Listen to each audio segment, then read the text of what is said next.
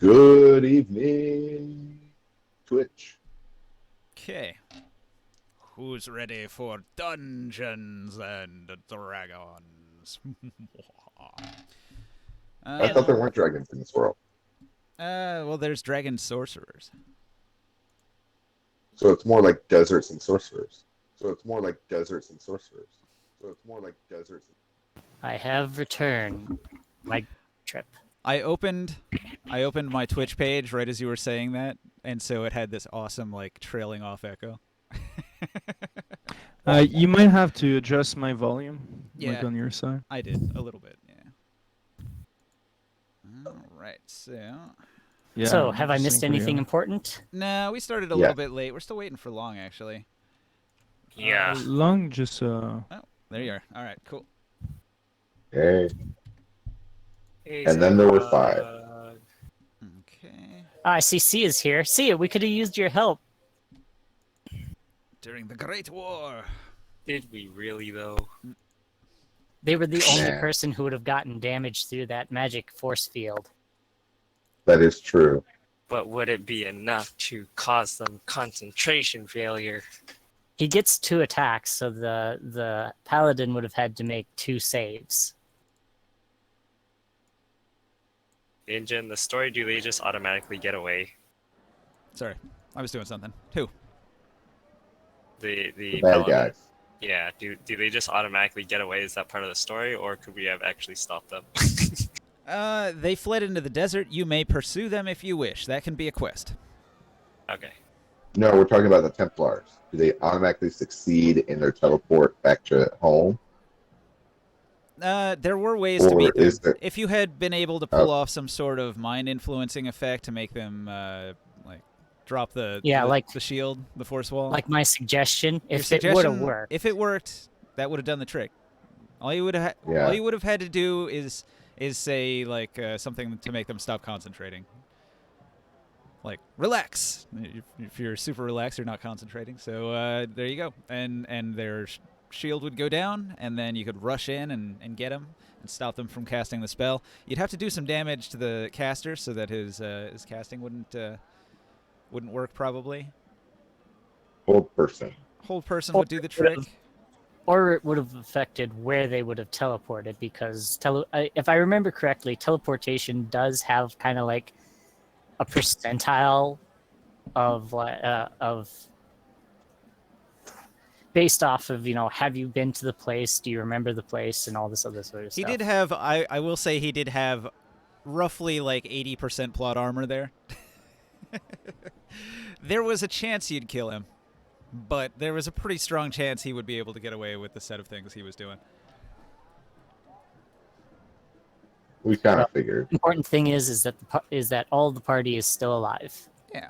Well, one of them, In theory. Norcus, has decided to retire from adventuring because the war left Norcus mentally scarred. Seeing that many people die in battle was quite With shell horrifying, and now with shell shock, Norcus is going to go to a roast of the old and become like a person that helps out to try to redeem himself for past crimes.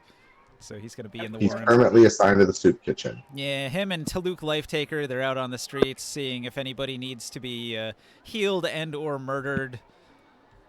Wait, what about Would it be okay for me to go to Orosto and ask him if he might be able to give some protection to the growing grove outside of the city gates?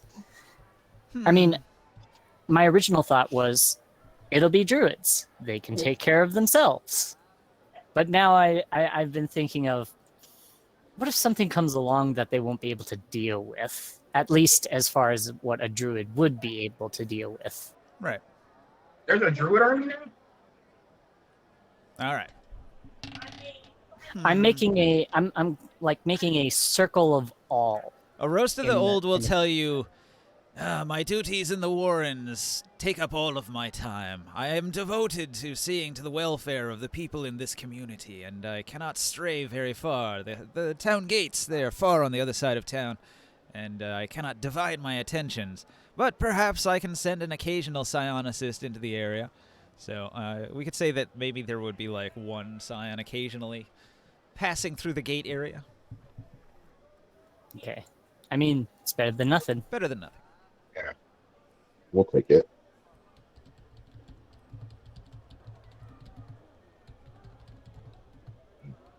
Any options are that or literally nothing.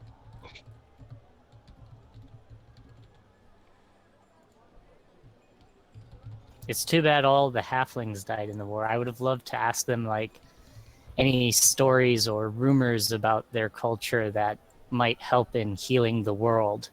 Like maybe a magical artifact that gifts life into the area that it's activated. I couldn't stop calling them midgets. I don't think he ever started calling him that. Yeah, I've never called a halfling a midget. I said if I couldn't stop calling them a midget. Oh. Oh, well, yeah. That's something, all right. Taluk I believe- Lifetaker is going to look you up and down and say, "Ugh, you look like you're sick. Do you need me to put you out of your misery?" Yes, please. Yeah, we have a new shrine for that.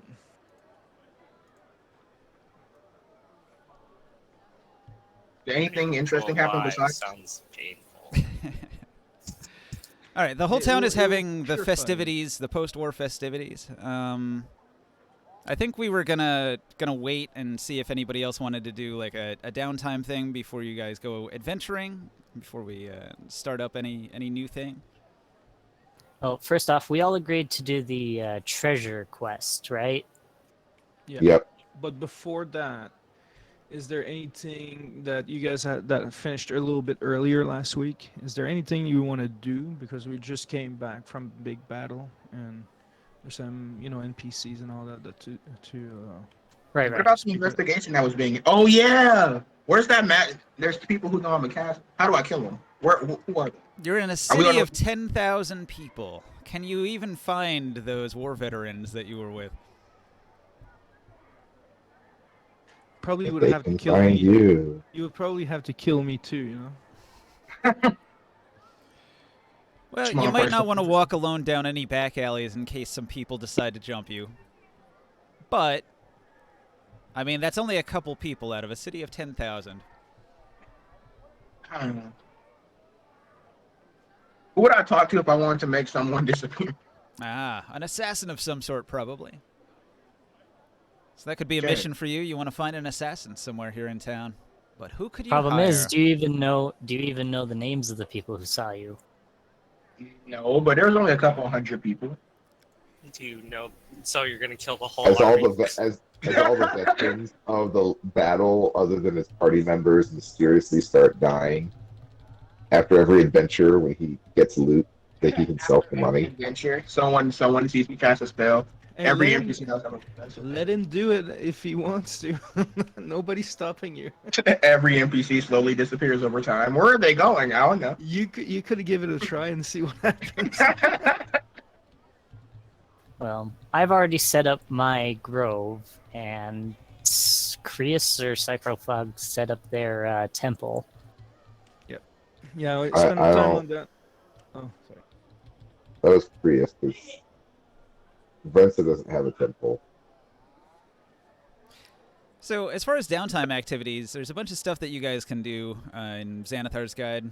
Yeah, just the normal stuff. If you wanted to make items, if you wanted to go carousing. Carousing is a really good way for you guys to, like, build reputation with various guilds around town or, like, one of the merchant houses, maybe. So, there's some expenses involved depending on if you're carousing with peasants, middle class, or aristocracy. You might consider doing that, if nothing else. You could try to craft magic items if you're a spellcaster. You could try to brew potions. Craft magic items. Although potions are more of like a druid thing. That's like when you're growing berries. So I assume if you're a druid like Diamond, his character would probably just be doing that all the time, just automatically. You can craft magic items. You can Yes. craft magic items, but you. I was I actually did. That's what I spent my time doing. Yeah. If you recall, I made that magic bow. right. That's actually one of the things I was discussing with Long.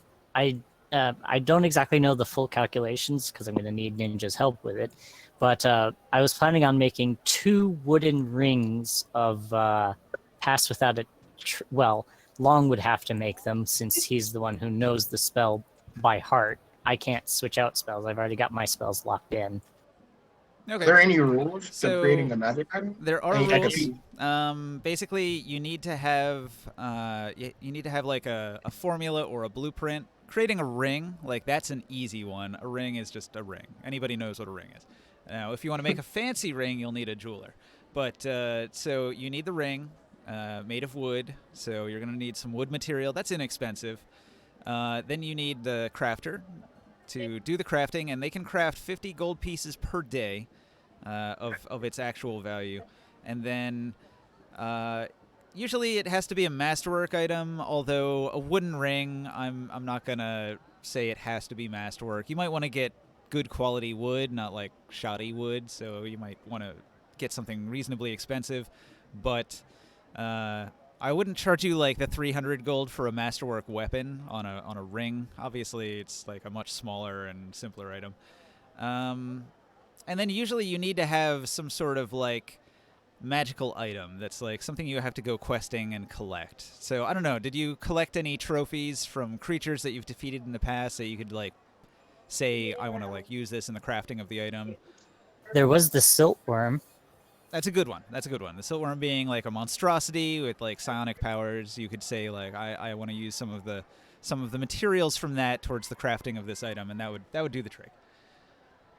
We skinned it, so if you want to make some sort of leather-based armor or weapon, we have a whole skin of a silkworm. Yeah, but the thing is that would cost a lot, and it would take more time to do because then it would have to be masterwork.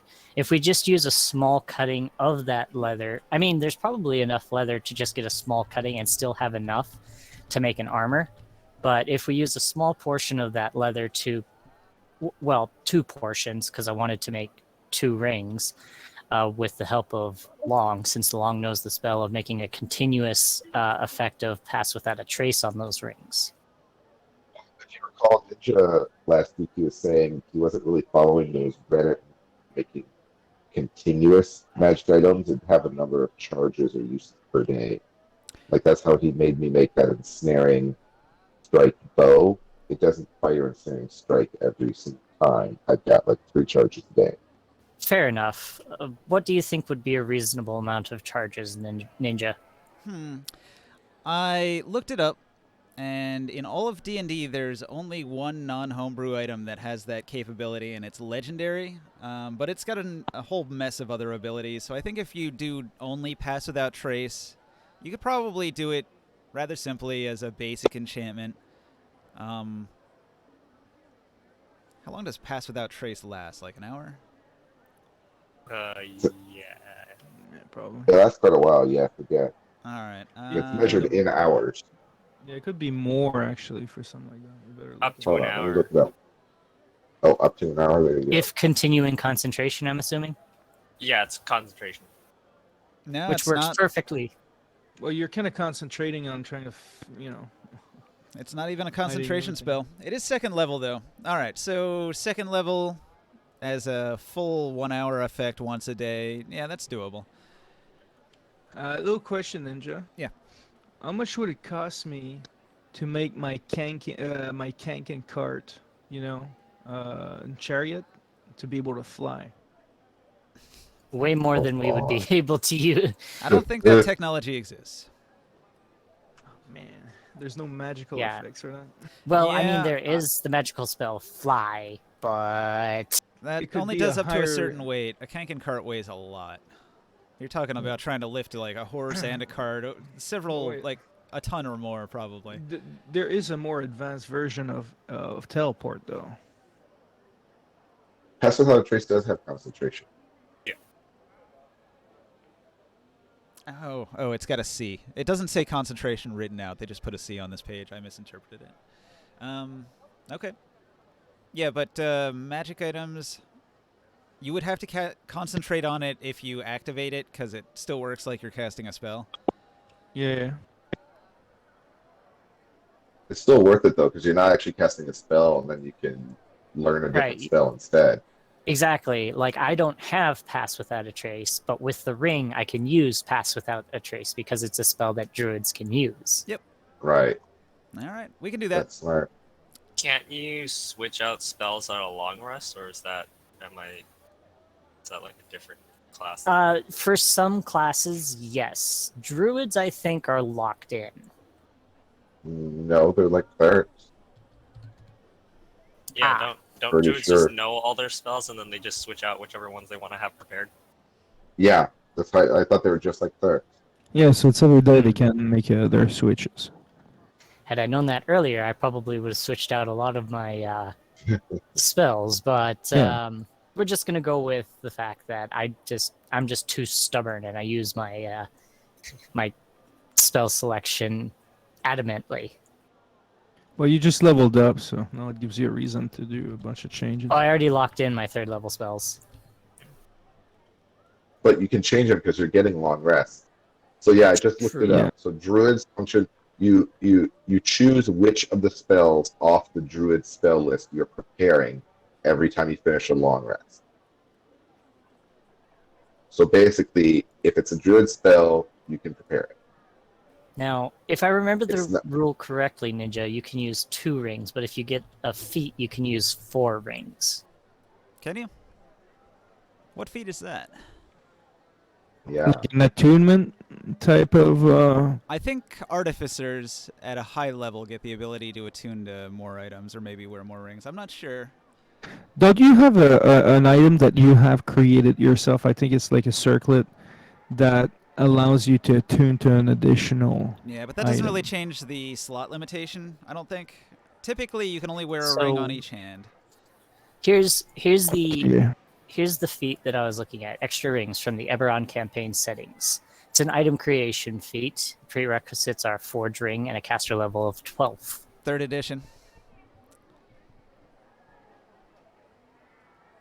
Yeah, it's not a modern D&D 5e item, I think. Okay.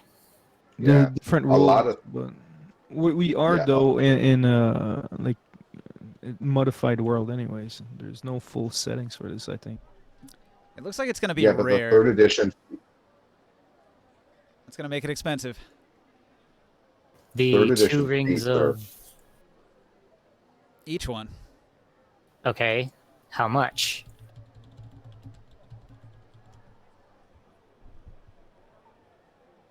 What is it, like 10,000 for a rare? Something like that? Wait, what? Yeah, it's Not even pulling together everybody's money would we be able to pull something off like that. no, it's gonna take us a while to get there, but you have better chance having them as a drop than buying them right now. I guess... Well, we do have a cleric in the team. We could make a ring for an extra cure wounds. That's a 1st level spell. You don't even need that. You can get tattoos of cure wounds, which basically are scrolls. Yep. In this world. So Brensa has a tattoo of cure wounds, and you can get 1 tattoo per body part. You can have a tattoo for counter spell, but it's pretty expensive. Oh yeah, since it's 3rd level, yeah. And Alright. it's a but it's a one-shot use too, though. So you got to think about Mhm. when you're going to be using it. I found the table. So it says here for a rare item, it's going to cost 5,000 gold, minimum level 6, but I'll allow it. And days required 200. So you can make 1 ring for 5,000 ceramic in 200 days. Yeah, let's not do that. Now, you can speed that up. You can have 2 people work on it, but then you'd have to It's- pay both of them for 100 days. You could have 4 people work on it. You'd have to pay all 4 of them for 50 days. So you can get the time reduced by adding extra people at extra cost. But the I base have a- cost is 5,000. I have a question. Yeah. Are there such a thing as dedicated rights in this world? What do you mean by dedicated rights? So a dedicated right is a familiar, and it's a familiar that can do stuff for you based Probably on not. your. Sounds like an extra planar feature, like familiars are summoned in from somewhere else, and there is no somewhere else unless it's like an elemental familiar, like a mephit maybe. You could do mephits. A warlock summoning a mephit from an elemental plane totally works in Dark Sun. But Okay. is there many warlocks around? The warlocks are all minions of the dragon sorcerers. They're bestowed power by their lords, sort of like a paladin. So you probably wouldn't even be able to get it done in this city. You'd have to go in like Eric or something like that. Yeah, Alright. you could go to another one of the cities, and you could pledge your allegiance to the leader of that city, to like the Dragon Emperor, and try to raise through the ranks of the Templars until you're bestowed power, and then you could do all of that stuff. Yeah. That's an option. It's not easy to become a warlock or paladin in this setting, but it can be done if you devote like an entire campaign to it. Well, how would that even work? Like for a fire cleric? Like the fire god would kill me if I change allegiance. Yeah, roleplay wise, that would be hard. I mean, I feel like your elemental gods would want you to be single class, but maybe if your other class was a good synergy with fire, it might work. How long would it take to put Shalala onto my longstaff? Shillelagh on a Bonus action, staff. is it? Can I put disguise self on a ring? Do you just want it permanently on there? Like, Yes. you don't have to use your bonus action to do it? It's just a magical smack do extra damage? Yes. I mean, I mean, you could do it with your weapon too, so long as it's like a club or a quarterstaff of some sort.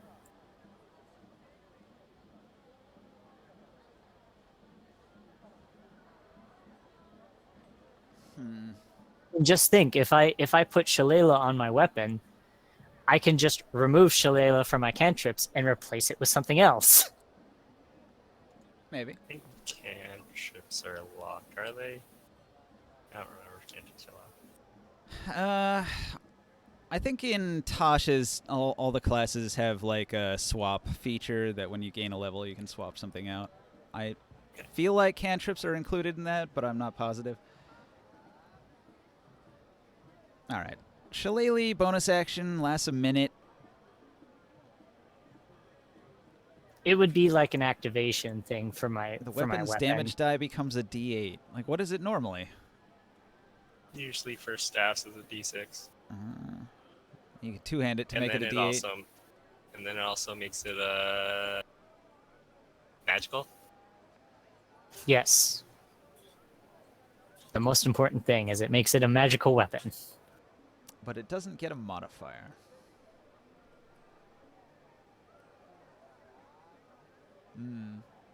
I feel like making this would cost as much as making a +1 item, so you might as well just make a +1 item. Am I wrong? Is it all about the D8?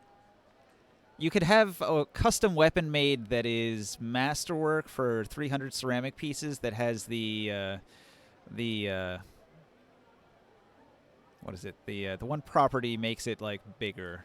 The longstaff I have is already masterwork. All right. Well, you would have to have a custom new one made that is made to be bigger. Its masterwork is that it is a D8 instead of a D6 naturally, because it's just naturally a bigger weapon. Right. I mean, it already has the D8 bludgeoning, and it has a +1 to hit. So it's already masterwork, and it already does a D8, and it already has +1. So Shillelagh wouldn't do anything except make it magical. Yes. Yeah, but I think putting Shillelagh on there would be more expensive. So you should probably just make it a +1 item, I think, for 1,000 ceramic pieces. And you can definitely find people in town that can make any of your weapons, if they're masterwork, into a +1 item. But it will require a certain amount of time.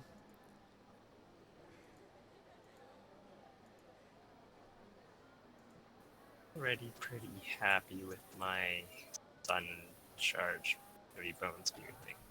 Actually, here's an interesting question, and quite something creative, I think, on my part. Since my longstaff has reach, does that mean that I can technically, if I were to put poison spray onto my longstaff, and it has reach, does that technically mean that I can actually aim 1 square farther using my staff? Well, your poison Oh, that's- a spell is like a spray coming out of your mouth. Right, but So if it's there's on a the range effect. It's like 30 feet or something like that. 15. I don't think so.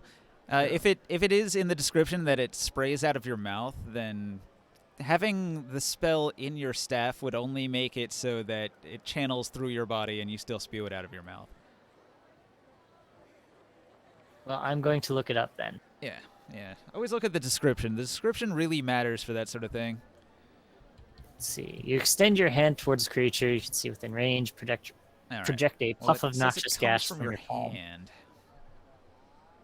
Yeah, so it's something that they breathe in, or absorb like through your skin or something like that.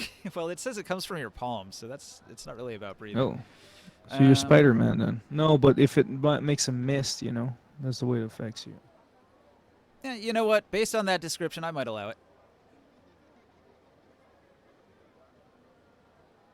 What is this, like spider snake? Well, he's Or, talking about yeah. like a staff, right? So your staff. No, I'm saying like coming out of his wrist. That's like, Yeah, He well, wants- it's something. He It's wants just magic. the spray to come out of the end of the staff.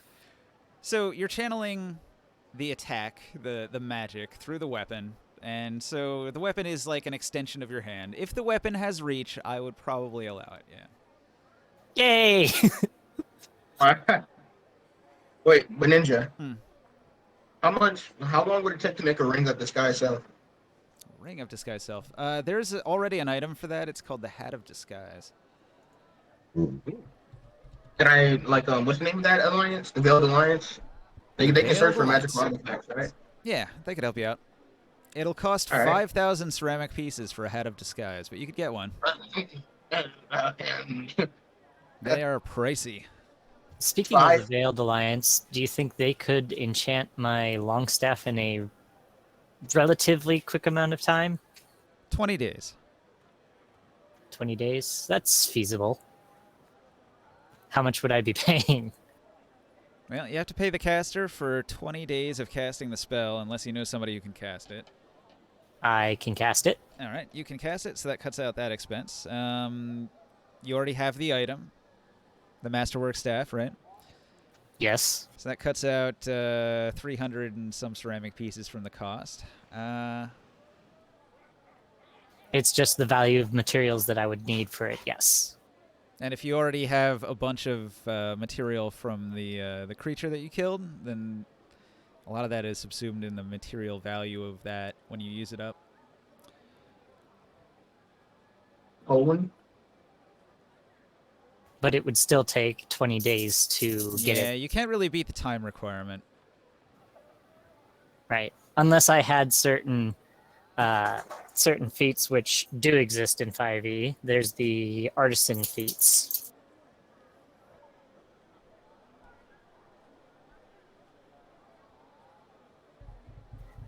But yeah, I mean, if everybody's good with waiting 20 days for me to get my longstaff enchanted with poison spray, You want to wait in the town while we're doing that? 20 days. 20 days. You want How many weeks is that? 7, 14? Then come back and get it. well, exactly how much time do I need to spend with the staff working on this? I mean, because if we can travel while I'm doing this, Well, then maybe Ninja.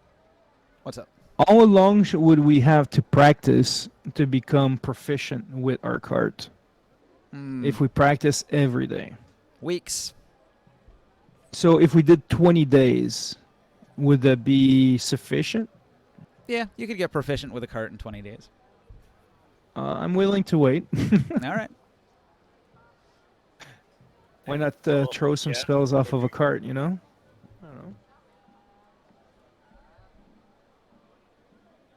Is there something else that being proficient with the card Wait a does? minute. The chariot? What's that creature in Dark Sun that's pretty much the pterodactyl? What's it called? The Pterodactyl? bird? Terran? Don't remember. How much would it cost me for the course? Like if I ask a guard, like to train me, like on the cart, like how much would it cost? You'd have to join one of the merchant houses and find a trainer there. If I were to buy 10 of those and strap some sort of device to it that on command I could drop bombs on people, would that be allowed? You could probably construct something that would do that.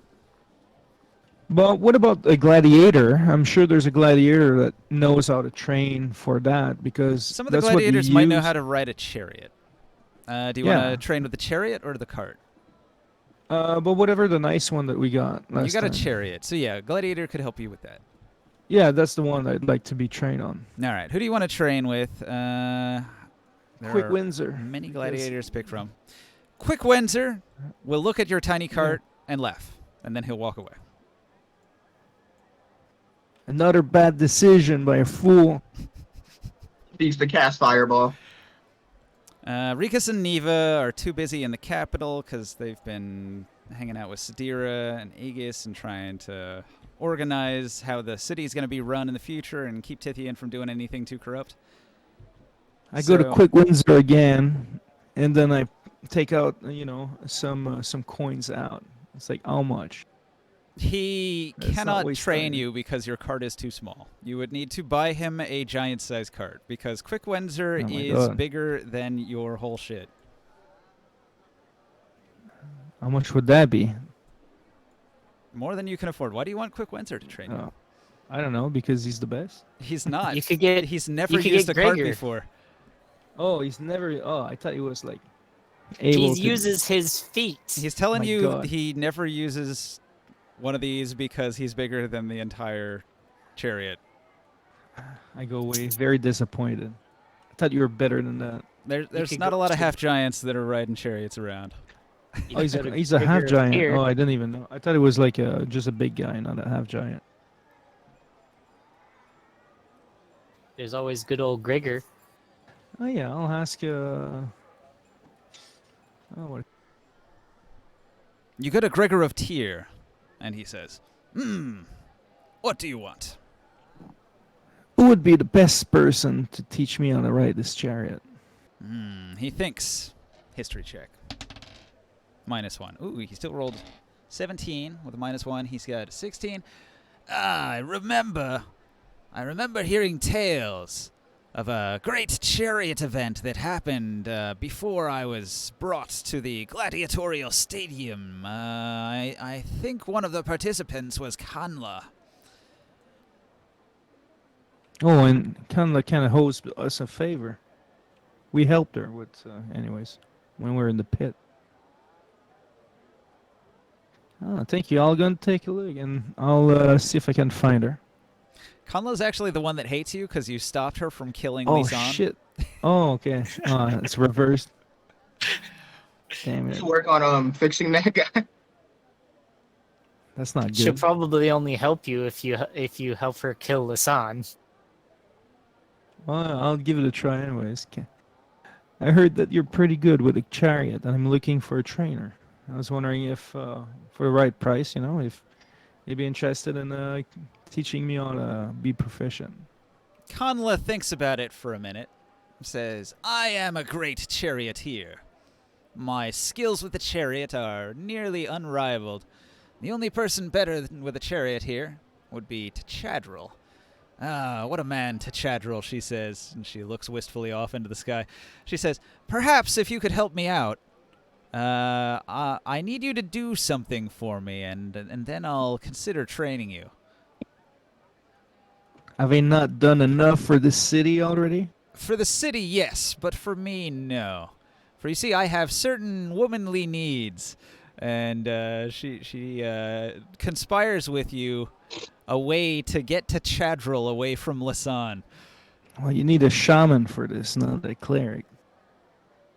She says, "Aren't you a priest? Don't you have powers from your fire god that could charm him and make him fall in love with me?" She says. No, but I could throw a fireball to listen. I know a mean potion brewer. All right. She wouldn't mind seeing her rival Lisanne killed. However, she doesn't think that you'd be able to get away with it. Well, you can find a way. You're far too well known around town. Somebody would see you do it Well, and recognize you. if you can Well- find a way to make her Chris. look as she done a crime that is unexcusable, maybe we could sacrifice her. Don't we know a friendly rogue who has a +9 to stealth? What's your alignment again, Chris? Chaotic neutral. Okay. Yeah. That explains a lot. Yes, I think this is vying more on the neutral Evil evil side. side. or at least lawful evil. At most. I'm getting possessed, man. Like by fire elemental. All I right. don't think they're really good normally. Who's influencing you like this, Creed? That was a one-time event that you got possessed by a fire elemental. Wait, that happened? What? I missed one session. Yes, when he was hallowing the ground outside the gates, which provided a perfect complement to me using plant growth on all the cuttings of plants that I had collected to form the grove outside the gates. He summoned a giant fire elemental that his god had sent to help bless the land. And the fire Possessed. elemental created a permanent, eternal flame where his temple is now. That's cool. Yep. And you actually got plants outside of tier? Yep. Yeah. I we mean, made- the ground was fertilized enough with the ashes of all the enemies that Creus burned. Well, keep in mind, this is all farmland around here anyway. All the interesting stuff happens when I'm not here.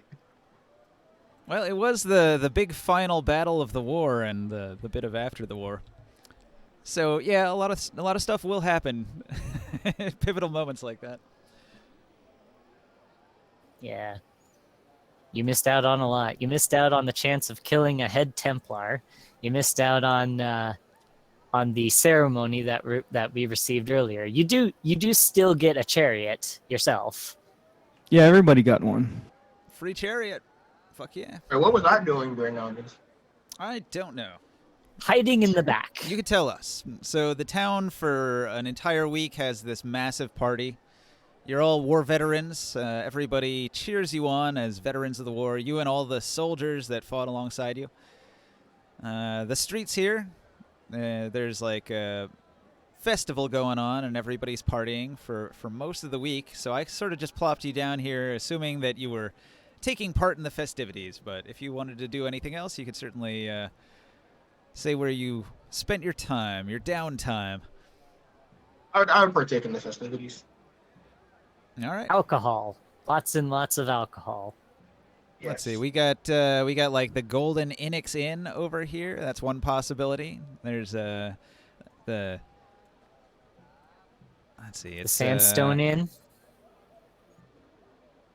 Over What there. is it? The Midnight Sands. There's the Red Kank Inn, the Happy Dwarf. There's a bunch of places in a big circle here. This is like the big party central with all of the inns. So maybe you would have wound up down there.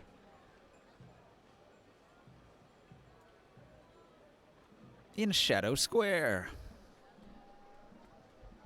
All right, so you stand in Shadow Square, and you can see around you there's all these different options. Do you want to go to the Rat's Nest, the Weeping Widow, the Drunken Giant, the Midnight Sands, the Red Kank Inn, or the Happy Dwarf? There's also the Screaming Cellar or the Fortune Oasis. Are those all bars? They are all bars, yes. Why are there so many? He, Holy he shit. decides to go bar hopping. Let's go with that. He Why goes not all to of them? every Yeah, single you know bar. what? Every single bar. They cater to a wide variety of different types of people.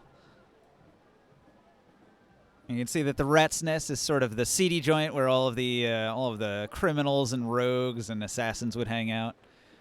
You've got the Happy Dwarf is like a much more bard-friendly environment. A lot of music playing. The Midnight Sands is a luxury bar only for the rich. They probably wouldn't even let you in. The Drunken Giant is run by a half-giant slave, and a lot of half-giants spend their time there. It's more of like an inhuman bar. The Red Kank Inn is a wine shop. They don't actually sell ale or beer. They're just winemakers, and they'll sell whole bottles of wine. like a wholesaler. They don't really have a whole lot of seating for people, but you can come in and try stuff if you want. The Screaming Cellar has fights. They have a fighting pit, so people get drunk on beer, cheap beer, and they watch fights. And the Fortune Oasis, I believe, is run by a psionicist and caters to more intellectual type people.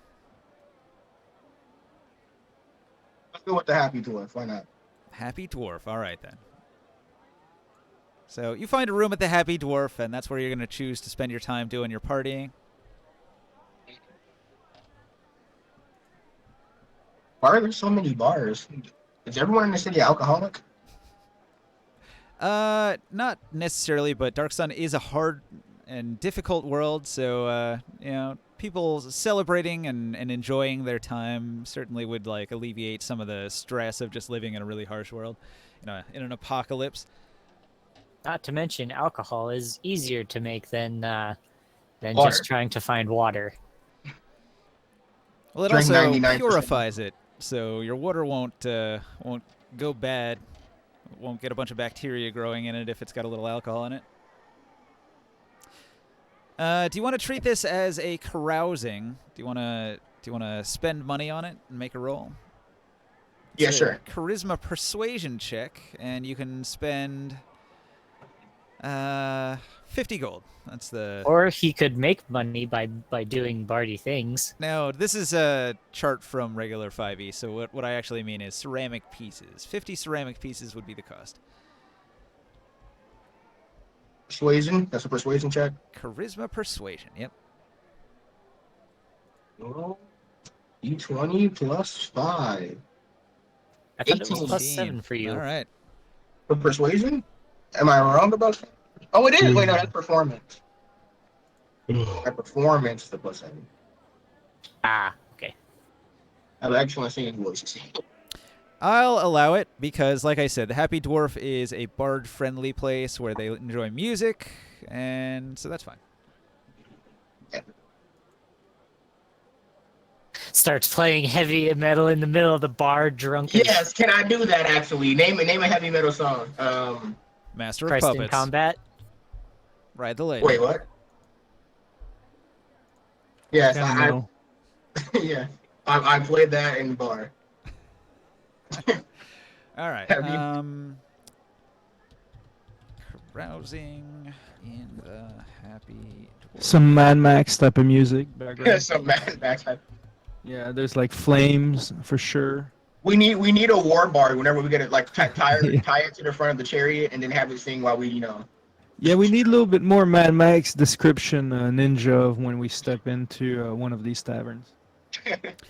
All right. Well, the Happy Dwarf is in a pretty good part of town. They do a lot of business here, so this actually like is one of the more civilized parts of the Dark Sun world. It probably wouldn't look too different from a populous city in any other part of D&D, really. Aside from the fact that people wear a lot of desert clothing and the buildings are made of this sort of like red. What do you call that? Sandstone. It's not sandstone. It's like Adobe. Adobe, yeah. This Adobe style building here, sort of like red brick Adobe buildings. But you know, aside So from as soon as there's any rain, basically the whole town turns into sludge. it never rains. No. Well, there is that, but yes, but no. Not unless it was like a continuous rain for 20 days. No, I'm telling you, it never rains. No, I'm just saying. What if it was magical rain? The only I'm just spot it saying- rains is if you go on the other side of the mountains, to the west of here, because there's a forest. And when you have a mountain and a forest, the two things synergize to force it to rain. But aside from that, there is no rain anywhere on the planet. Right. I wonder what hides in these forests. You know, it can't be good. It can't be good, no. There's really bad stuff in those forests. Yeah. Least of which is the I'm cannibal for it. halflings that will eat you. Yeah, we're probably not ready for that yet. Cannibal half. We're gonna have to step in there at some point. We gotta do it. Eventually, but we'll come to that point when we get to Eh. it. Druids needs to go back to the land, you know. Well, I mean, I've been a desert druid pretty much all my life. I don't know. It doesn't matter where you go then.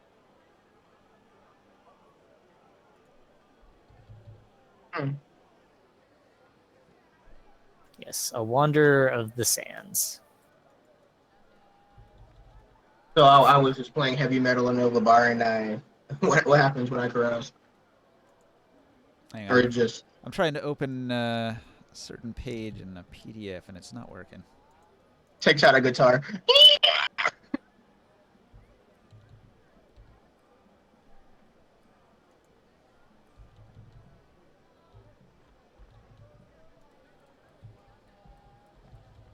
On the point of wandering, on the world map, I actually kind of forgot which city I'm from. I know it's past Uruk. It was like it had Oasis in the name. I'd have to open the map. What is that town called? Don't worry about it. We can come to that later. You finish up with Sia. I have a little map, but it doesn't show the individual towns here. I'd have to look it up on the web. Complications. Let me look that up real quick for the downtime. I also have to figure out how many contacts he has, so RP amongst each other for a minute. I mean, all I'm doing is basically wandering the streets, tending the grove. Oh, no, that's right. I'm enchanting my staff. Never mind. That's got my full concentration, so... It doesn't take that long. You already have the items, and you basically just need to do the crafting for 8 hours, and the enchanting is during that. So then you'd have the rest of the day to do other things. Is the heavy metal actually good, or is it literally pretty bad? Roll performance. Well, he rolled an 18, so it's good. It's good. But that was with my what was that? Persuasion. Performance was +7, so it would have been 20. No, well, even better then. Let me change my notes. 20.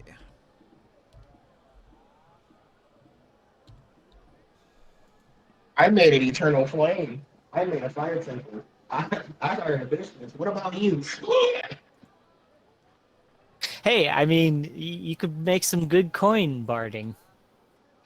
Did you do heavy metal intensifies? All right. Actually, Wrong Side of Heaven would probably be a more fitting song for this setting. I haven't heard that. What's, Wrong Side of Heaven, Righteous Side of Hell, Five Finger Death Punch. oh my god. All right. So it says here that with a roll of 20, your performance is so good that you acquire some fans. So you made 2 allied contacts. I mean, put this down in my notes. Where are they? So the first one, his name is Thomas. Psycho. Thomas Enough. here. And he says he's your biggest fan, and he wants to see your performance every night, and so he's gonna show up all the time to see your shows. And your second contact. Let's see. Your second contact is a psionic investigator. Oh, really? Wow. And his name is Gorlin Gordon. of Tyr. All right.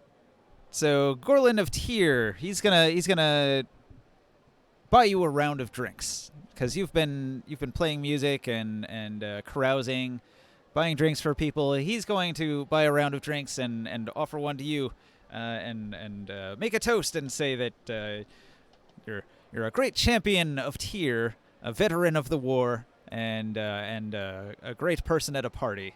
And so you've made a friend of Gorlin of Tyr, and he knows some psionics. Interesting. All right, so you have a fan, and you have a psionic friend. I might carouse more often, so I can just amass an entire army. Right. Yeah. Having allied contacts is useful. You can go to these people and you can ask them for stuff, and they'll be more likely to have a favorable reaction. Well, if that's the case, would I have to do carousing for looking for druids to help tend the grove outside the gates? Yep. Pretty much that's how you do it. If you want to do any kind of recruiting, you're going to have to go out into town, find an area where you can do that recruiting. Like he went to that bar. That's a good spot to do it. For you, you'd want to go probably to the King's Garden and find people that tend to the King's Garden already. Like there are a few druids that do that. Or you could go to the Templars that deal with it. So there's like the Bureau of the Fields here. What about the Veiled Alliance? You could go to the Veiled Alliance, although I don't know how much contact you have with them. We have Sia has let the party know that they have a contact within the Veiled Alliance, so technically we all have one contact in the Veiled Alliance. Right. You'd have to hunt down Sia and see if Sia can get you in contact with whoever Sia knows that's in the Veiled Alliance. You would have to walk into this tavern and hear this epic bop.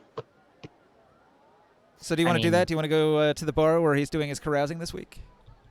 Yes. All right.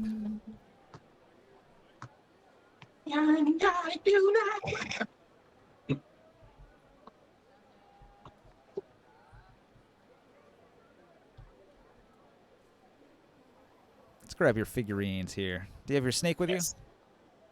Well, of course. Wait, are you going to name the snake? Wait, is Skip still alive? Yes, Skid is still alive. Let's go! Skip the giant lizard. He's Are you gonna been name he's been snake out? improved. I got a new model for that. Do you name the snake? Yeah, well, Vin. technically Ninja did. I don't remember if I specifically No, you chose named the him. name. But, You chose Vin. okay. Wait, what's the name? Vin. Like Vin Diesel. Vin. We got Skip, Vin. Now, what is Psycho Frog's dog's name? Daggermaw. Dagger Maw. Dagger Maw. All right. Yeah. Traxxas, you're trying to hunt down your friend, and you arrive in Shadow Square, where you see the array of buildings, and after going in several of them, you eventually walk into the Happy Dwarf, where you see Soul playing some music. It's an epic bardic performance, some real heavy stuff. Some of the people aren't that into it, but there's a few. There's a couple people in the back like, play some folk music.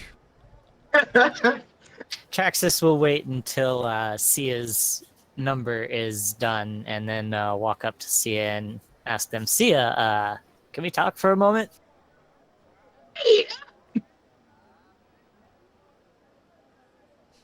So Traxxas will take Sia over to a quiet corner of the bard, if there is such a thing in this tavern, and ask if Sia could bring Traxxas to the Veiled Alliance to search for any druids that may be able to tend to the grove, since both Traxxas and Sia know that the Veiled Alliance is a organization of spellcasters. I remember one druid that was in the slave camp that was guarding that bush.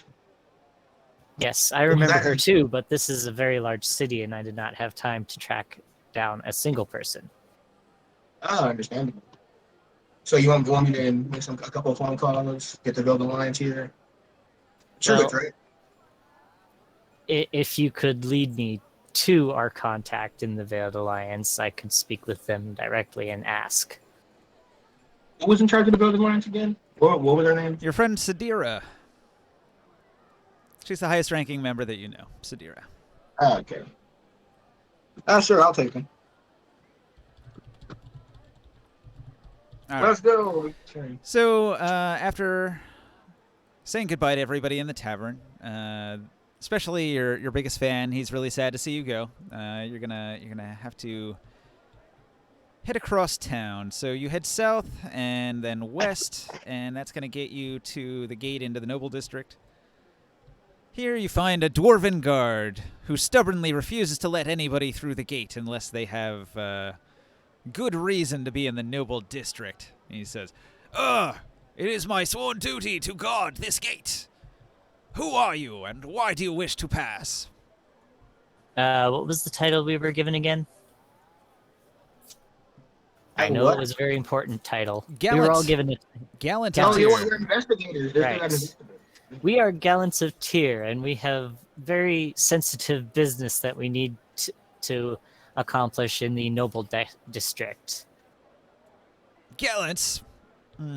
He looks you up and down, and history check. I show him my my medal. He recognizes Traxus, but he doesn't recognize Soul. What? That evil. However, Traxus, if you vouch for Soul, the dwarf will say, "My lord," and step aside and open the gate for you.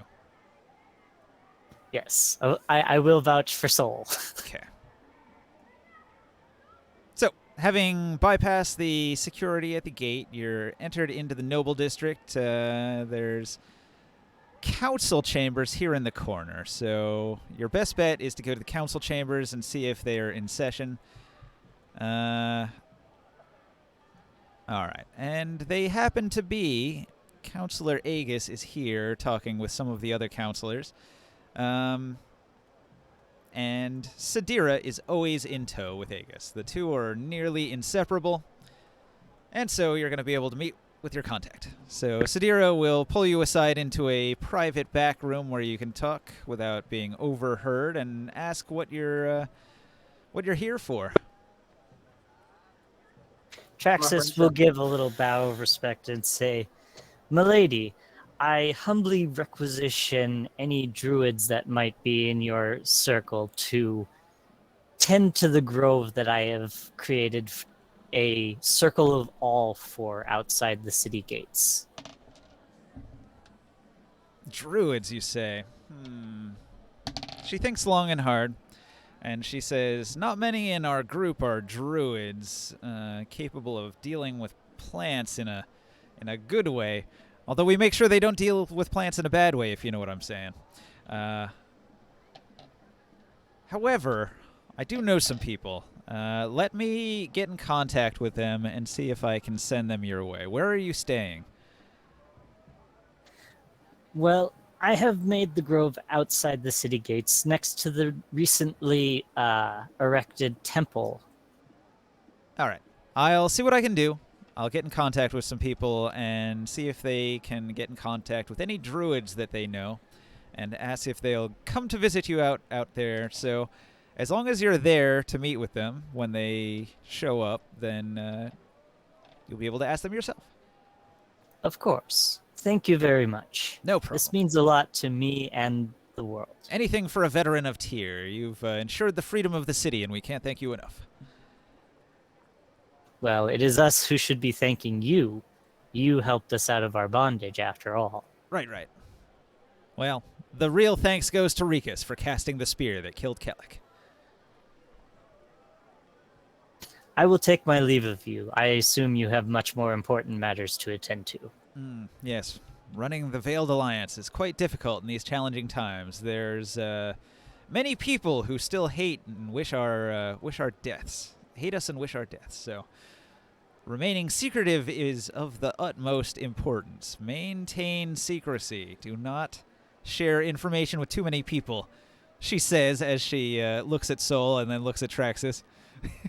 Of course. We did, before I go, we did try to kind of muddle the trail leading to you by casting light of the spy being a part of the organization and thus keeping you guys clear.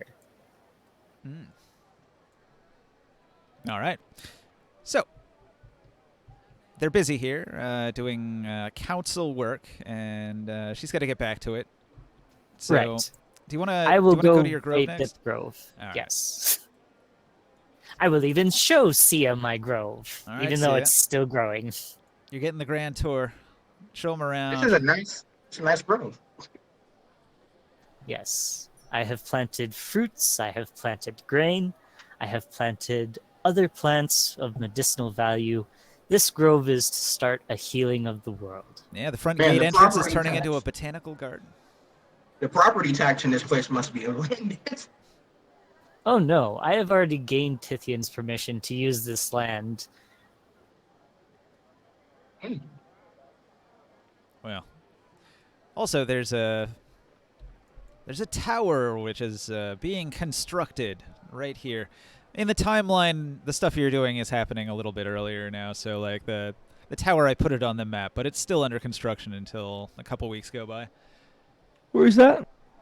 Your tower, your flame, Oh, yeah, your flame yeah, tower. yeah. Because like I said, construction takes a while, so it doesn't get erected immediately. It's still under construction when you guys are out here.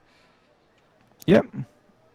Oh yeah, there's a big part where it was like supervising all those workers and trying to, I guess, bring them to the shrine. You know, they can have shelter and they can help. All right, some time passes. Roughly 9 hours later. 9 hours later, one druid arrives. Traxxas will greet them with much pleasure and say, "Welcome, welcome. This grove is where I am starting a circle of all, where druids of all colors, sizes, races, and such may gather in peace to help heal the world, starting with this grove." He's a desert hippie. But you're building it in such a unprotected area. People pass through these gates every day, and you'd need to be vigilant against thieves. Plants are quite valuable, especially magical ones with berries on them. Indeed, which is why I am working to secure more druids and aid to help protect this grove. All right, roll your persuasion. If your persuasion is good enough, you can convince him to move away from his current grove to this one. Here goes nothing. Ah, thank God. 18. All right, you've convinced him.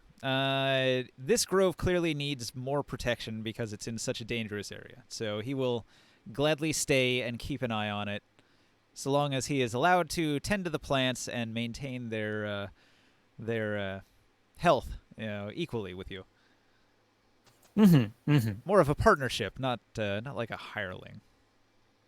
Well, I will be getting more druids as I will not be here all the time, but I will definitely help by returning whenever I can. All right, so he's not a hireling, but he will be here, doing his own thing. Indeed. I will continue to wait at the grove. If anybody else wants to do anything, you're free to do it. I will just wait. In fact, I will take a break while you're all doing stuff. All right, who hasn't acted in a while? Long, you've been very quiet. Eating your burrito. What do you do, Long? I'm not really sure. I just stumbled into Traxxas's garden and asked. Well, he's gone now. I was gonna ask. Well, I already typed it in chat. I was like, does the circle of all include drunks? And I drink some more alcohol while I ride my chariot. All right, you're riding your chariot around, getting some practice in. It's quite swift. It rolls along the ground, gliding on its wheels. It's a bit bumpy, though. Occasionally you hit some rocks. Roll over Traxxas's crops. They don't have rubber wheels, so everything's bumpy. Yeah, we're rolling on stone wheels. We're in the Flintstones. Yeah, wooden cart wheels going over rocks. It's going to be very bumpy. No suspension. None at all. Better bring a seat cushion. Let's see.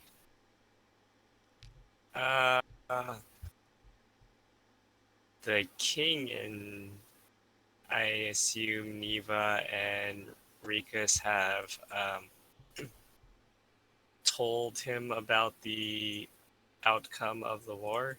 Yeah. Well, everybody's aware of the outcome of the war. Tithian actually made a proclamation and awarded you guys all titles and your victory chariots to ride around town in. So everybody's very aware of the win, and the celebration is ongoing for many days. Do you aware that the Templars are still kind of alive and got away? In every war, there will be some survivors, especially those who have magical capabilities to teleport around. There's nothing you can do about that. Okay. However, their first assault was crushed, so Tithian will tell you that based on that, he feels like the city of Tyr will be safe for now. Now we just need to focus on consolidating our power and ensuring that all of the factions in the city are on the same page, working towards the betterment of Tyr and the defense of Tyr, so that we can become strong and withstand any future threats from other outside forces like Uruk. Uruk isn't the only city-state that we have to worry about, but it is the main one.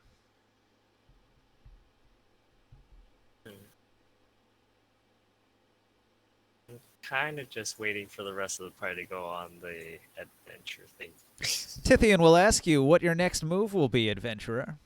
You're a free gladiator now. You're not going to stay in the arena, are you? No, I'm traveling with some companions that I made back in the days of slavery. We've become quite close.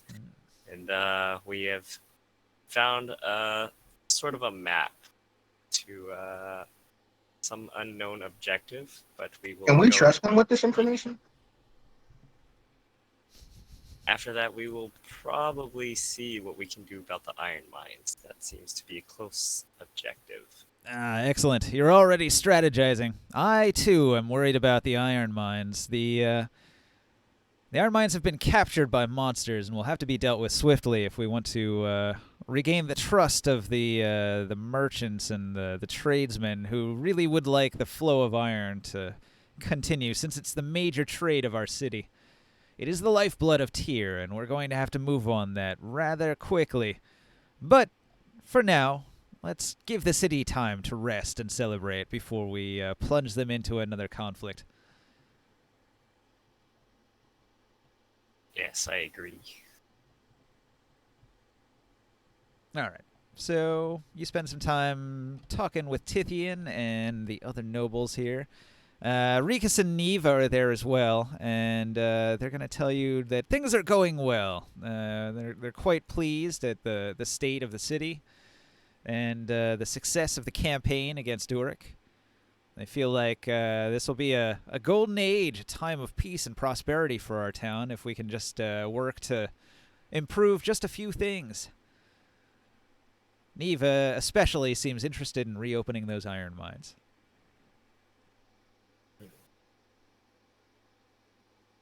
However, Yes, Rikus seems more interested in returning to the arena and training his gladiators more.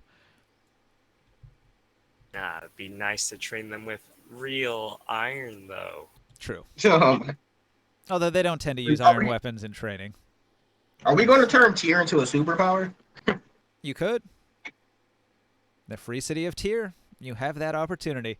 That's why Chapter 3 here is all about merchant caravans. So to make the city more powerful, you really need to improve sort of like the economy. And to do that, you need to do things like opening up the iron mines and building up trade with like the other towns nearby. We started our own farm. Yeah. It's making people work, you know. More exports. It's good. That'll boost What the kind of a economy. revenue can we see from like cultivating some of those lands? Usually growing crops, it's more about cutting costs, right? So normally you have to spend a certain amount of money buying food, but if you're growing your own food, you don't have to spend that money. You could, in fact, probably sell surplus, although in Dark Sun, growing surplus is real hard. Yeah, I guess. But maybe the gods are going to be generous. Maybe. You got enough druids working on it, and they will be able to grow a decent crop.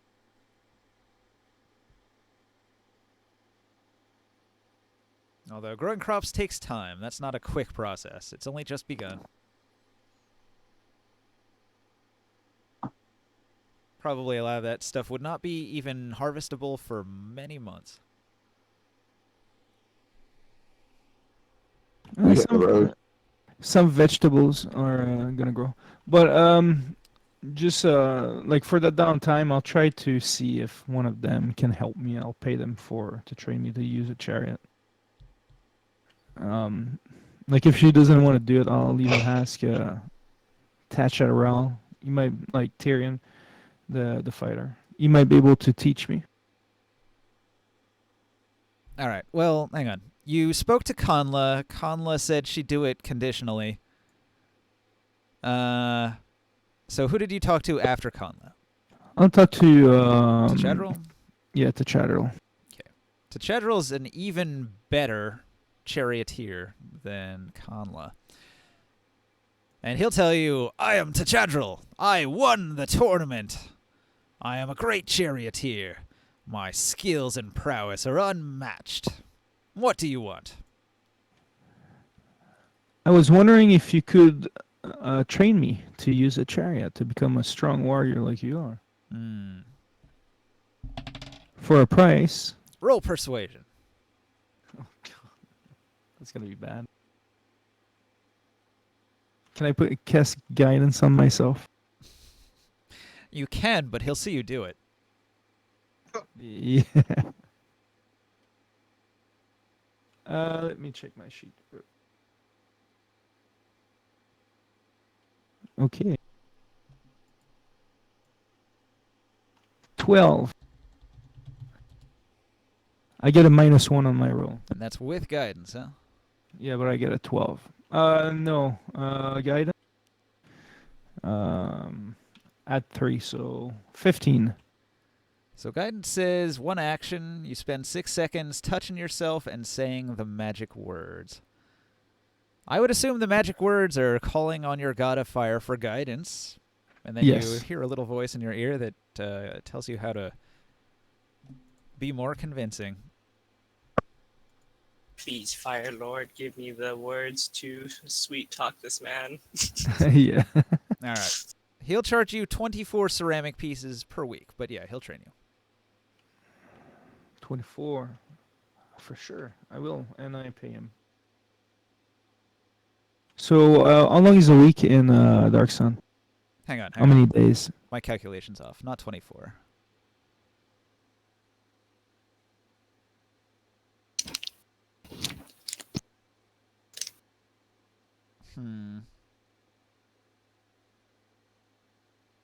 Nah, that's fine. 24. Thinking about it. How many days are in a week? 7. So what, about 3 weeks? Like if we say 20 days? You did stay in town for 20 days, so yeah. 3 weeks of training. Yeah, I'll do that. And in between, working on making sure the shrine is being built properly during those 20 days. I made several rolls. I'll say that you can gain proficiency after several weeks of training.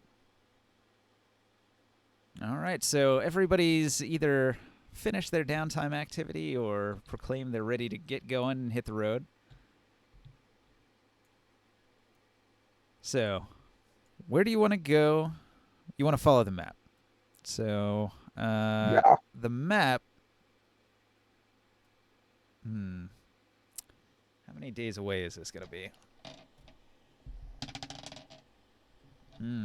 It looks like the map is pointing to a place that is somewhere to the northeast in the desert. You can see a little bit of mountain on the map as well. So the location is just south of the mountain, northeast of Tyr. And it looks to be about 3 days' travel. And so you guys should supply yourself for being able to get there and back, which means you're going to need 6 days of food and water, at a minimum. You can bring more than that if you want. Well, Vrensa's got the water covered. She's got a canking cart with 3 barrels, so we've got 90 gallons of water. All right. So make sure everybody spends some coin on buying rations. if you have enough rations, you'll be all right. Yeah, and when I can, I'll cut on a meal when they're walking through flames, if it's possible. Sure.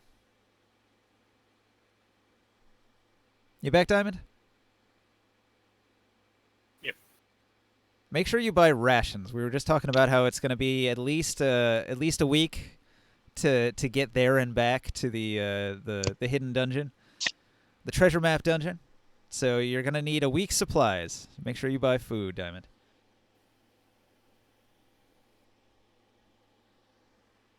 Are you muted? I can't hear you. He went out to smoke. Yes, I was muted by accident. Anyway, Oh, yeah. I saw I him want come to back buy- and take the blindfold off, but I couldn't hear him talking. Oh. yeah, I'll get 2 weeks rations. You never know. You never know. Same here. That's heavy, though. It's going to weigh a lot. You're just going to keep it in your chariot, I assume? How much money did Yep. we get after the I war? don't have a chariot. I'm just gonna keep it in the cart. Oh, that's right. That's right. You are the only one who said, I don't want a chariot. You can still like. Why would you do that? Now we're gonna travel as slow as you do because we're gonna have to wait for you. Nah, Can you ride one of our chariots? he'll have to ride along with somebody. He'll Yeah. ride on the Kanken Wait, cart. how much money did we get after the war? The Kanken cart is full. I think they full put a, water. I think they put a card on your area here that was your split. It says 33 silver pieces, 214 ceramic pieces, 7,342 bits, and 13,695 beads. Send that in chat, please. Is this accurate, guys? Was this a split? Yes. All right. Yep. I already converted it, but that was last week, and I don't know what those numbers are. Well, it's metric, right? So It a is metric. bead, 2 decimal places would be 136.95. 136 extra CP. Plus 734 CP. Oh, also we have these excess leather armor, and maybe some of you are interested in them. We kept them. There's 4, and I they're do see that masterwork. there are chitin breastplates. And they give you an initiative of +1 also. What is it again? This card Okay. here. So there's 4. You can pick one if you want. And we're thinking of keeping the extra in case some of our armor gets damaged. Wait, what type It's- of armor is it? Light, medium, or heavy?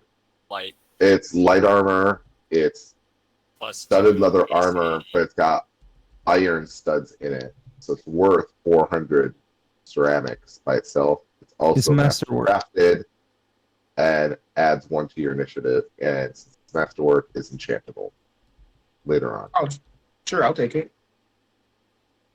In fact, if any of you want to spend the extra time, I could put guidance onto those. And looking at the chart here, that would only take a day and 15 CP.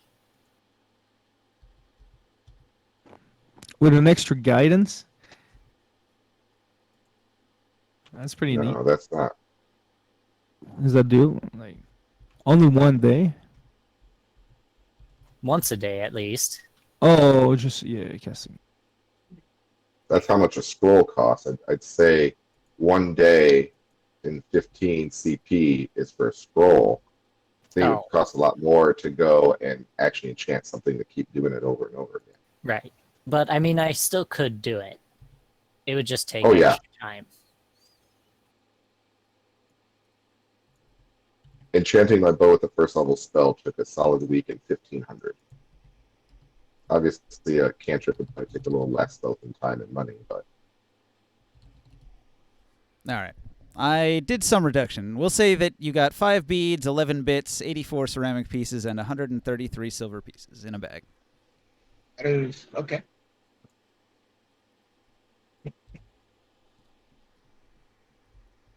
That's carryable. Weighs a few pounds, but it's carryable. So, So the conversion there, a lead bead is like a copper piece in regular D&D. It's like the lowest value. The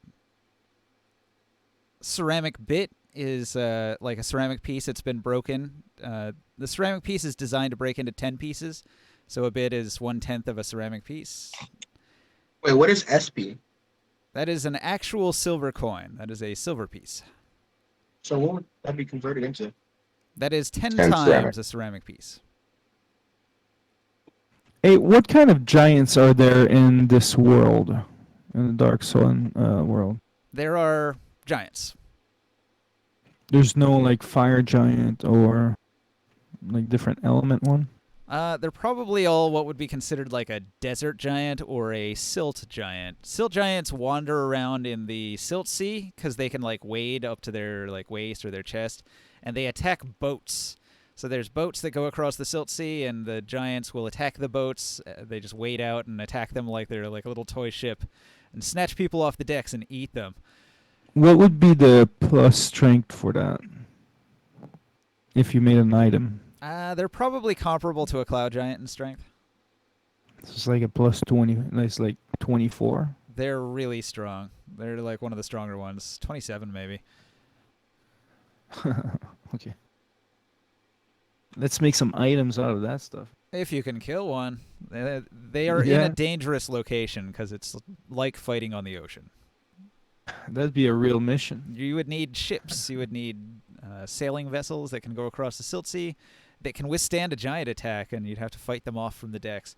That would be a tough battle, but yeah, you could do that. That is certainly an option. We could explore the wild world of sand piracy, I guess. They hand the tires.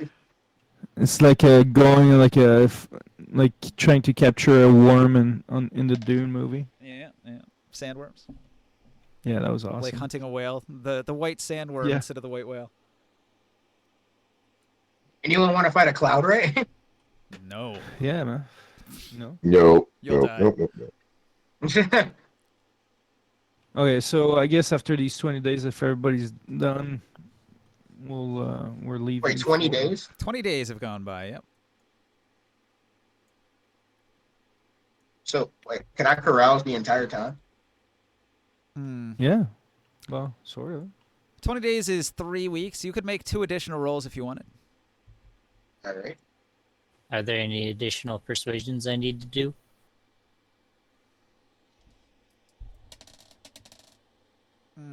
Yeah. The next week, 1 more druid comes, and the week after that, 3 more druids come. So 4. Got it.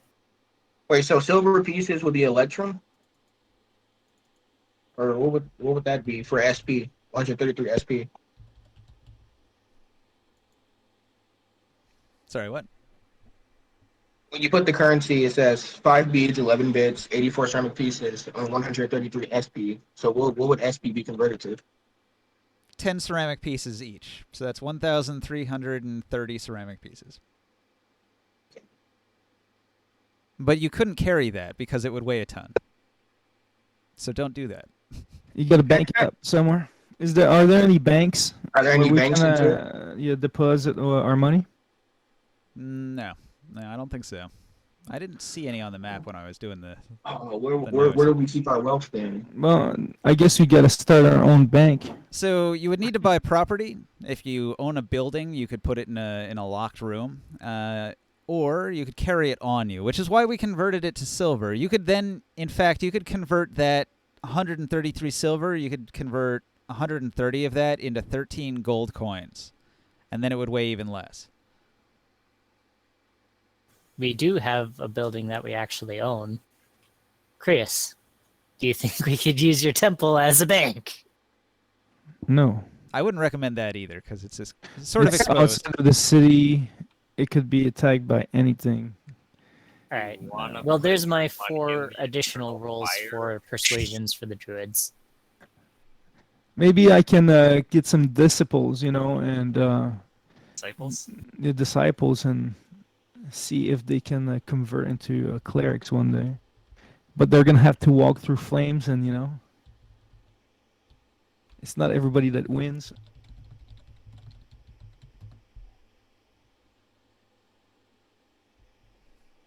All right, I've made a note. I'll have to do some contested rolls. I think you could go trade in your coins at a merchant.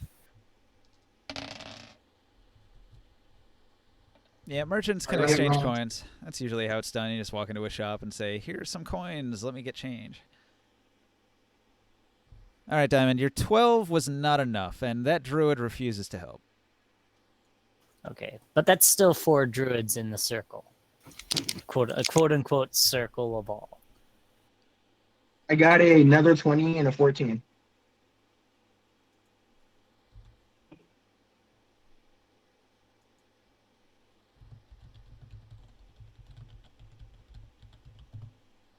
All right, so out of the 3 druids that you did manage to recruit,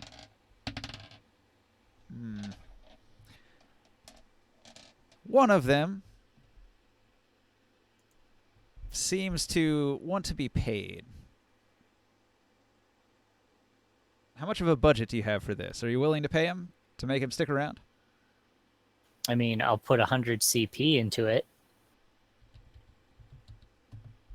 All right. I mean, I'm not going to pay him 100 CP and, you know, like, and all. Well, I mean, I guess I could and be like, I'll pay you 100 CP for 5 years.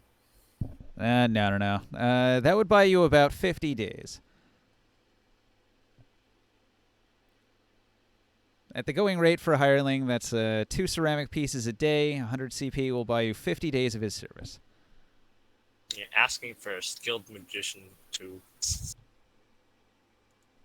Well, there is also the fact that since it is a grove and it is growing fruits, vegetables, and magical berries, he could also sell, you know, sell some of the stuff that we're growing to also pay for his services. I mean, that's an option. You could certainly pay him with that down the line, but in the meantime, he'll need like 2 ceramic pieces a day as the going rate. And, yeah, I'll and just you gave him the 100, so that'll buy you 50 days. Yeah, that'll be fine. All right. So the other 2 are doing it because they like the idea of boosting the grove here, and they didn't have much going on. But this guy, he had a pretty good living, and so he's going to need you to cover those costs so that he doesn't have a decrease in his lifestyle. So you have a total of 4 druids now, watching your grove and defending it. That should be helpful. As well as the odd psionicist to come by and watch over the grove. Yes. Occasionally, a single psionicist will make a patrol out to the area, look around, confirm that everything's all right, and head back. All right. For the rest of my time, I guess I'll just spend it with the druids, you know, talking about nature, helping to nurture the plants, and all that other sort of stuff. All right. Not surprisingly, they are all botanists with a thorough understanding of nature. All right, guys. You pack up, you take all your supplies, you leave the city heading northeast. Andrew, what about my other 2 performance rolls? Did you roll them? Yes. The 20, 20 and the 14. All right.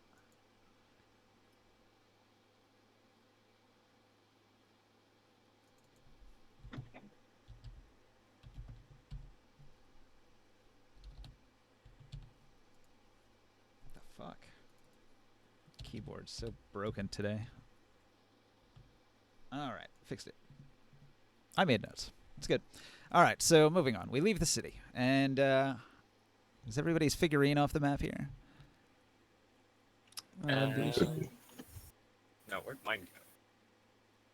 I'm looking for mine. I moved. Not seeing it. everybody up next to Varenza there to get them off the table. Wait, but Ninja, when I get the rolls? Doesn't matter. I'll do it later. Everybody's yeah, getting Vren- impatient. You're slowing us down. Okay. Yeah. So Vrenza, what are you doing with Krarin? You doing anything with them? Yeah, he's my driver.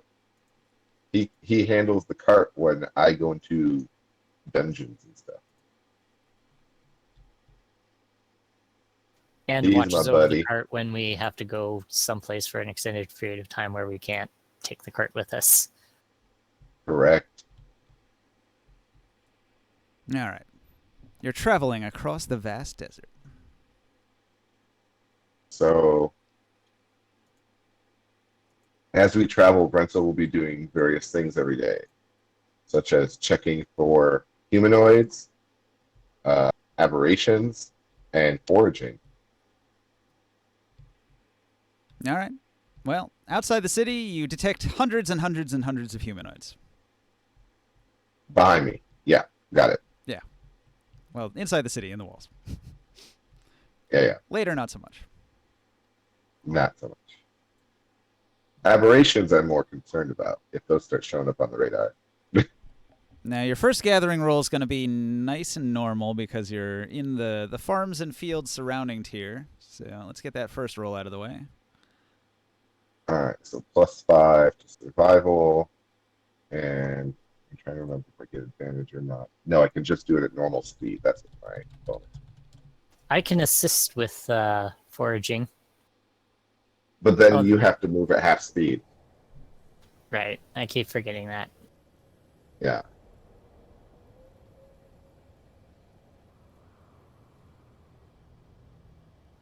Out on the windy desert. I managed to fail to forage in the farmland. Amazing.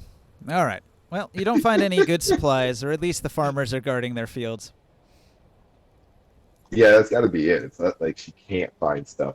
It's not available.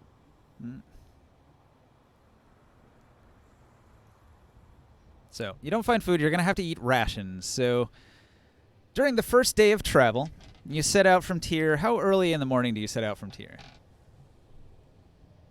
Dawn? 6 a.m. All right, right in the morning. All right, so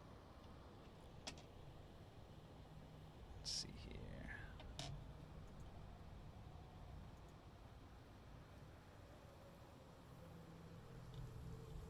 Eat a food ration. All right, so lighting. Setting out across the desert, the terrain grows more rugged and rough as you enter into the more rocky Badlands. You'll see there's a scattering of trees here and there, some bushes occasionally with some cactus growing around them. But for the most part, it's just patches of sand, dirt, and large rocks jutting from the earth. The land is absolutely blasted by the sun on a daily basis, and it is a harsh environment. Early in the morning, everything's fine. The weather is actually fairly cool throughout the day. And at night is rather fine. No, wait. Low is bad on that one. So at night it's really cold. So what is your cold mitigation here? How are you guys going to deal with the intense cold at night? Fire. All right. You'd like to build a fire. Do you have firewood? I forgot we had a fire today. We could collect some firewood from the trees. Yeah, I would have to walk around. Like, if there's palm trees and stuff like that, there's material you can rip off. And I can also use plant growth to make it so that this will double over the course of a year. And then I can adjust the fire level and help with the flames. All right. So you approach some trees to try to get firewood. The trees are growing in amongst a large number of barrel cacti that have big pointy thorns all over them. Getting to the tree will be quite difficult.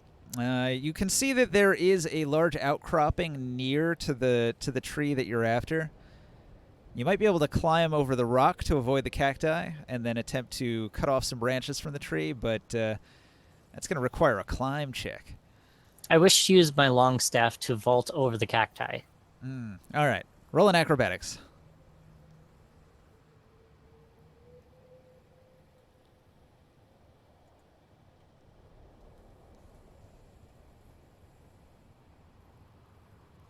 Pole vaulting with a 17, you managed to land on the rock.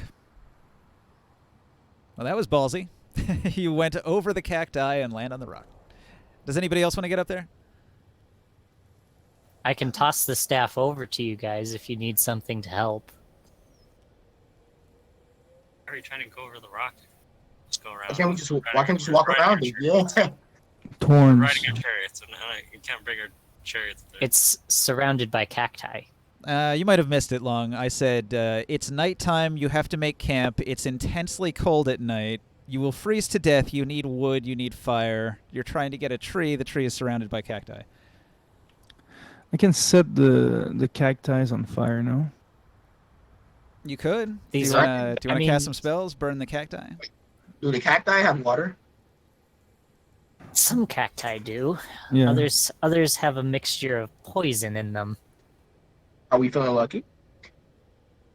I mean, I can drink cacti just fine. I'm immune to poison. Can you roll a nature check to see if these cacti are particularly poisonous? I do not have a nature. That would probably be you. Would that be survival? Yeah, I'm saying can I, not you. Oh, sorry. Yeah, if you have a good survival. Survival might do it. Yeah. Knowledge of poisonous plants. Nature's terrible. I have survival. Yeah, me too. Survival is more like gathering non-poisonous plants. So maybe it wouldn't help Well- you identify the poisonous ones. Regardless, you can't tell. Okay, if it's a survival, it's just 10. Yep, still not too sure on that. This is Could be prickly. poisonous. But it's definitely prickly. Can you throw us the material? We don't have to all the tree. be up there. Or the cacti. Yeah. Burn all of it. Just burn all of it. Diamond, does Traxxas have a saw or an axe or anything that you could cut branches off the tree with?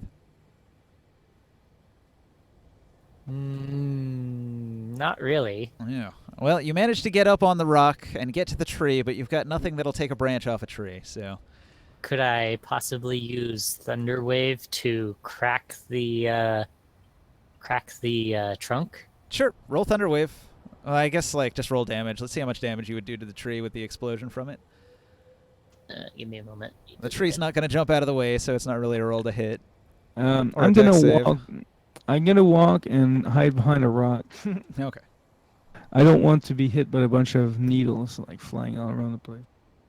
I'm gonna cast it at 2nd level to get that extra D8. Mm.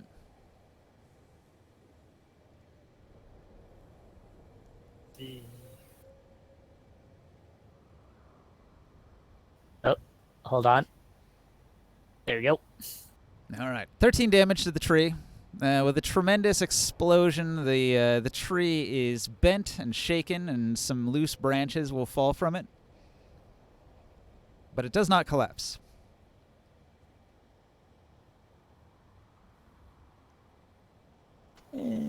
I'll cast Thunderwave again at 1st level. All right. A second tremendous boom. And an additional blast of damage. Let's see if you've got enough to do damage to its object HP and drop it. Yeah, all right. 26 total damage. The tree, the trunk of it, weakened by your first blast, cracks entirely under the second blast, and the tree topples over. So now the tree is broken, and it's crushed a bunch of the cacti. You'd be able to drag it out of there if you wanted.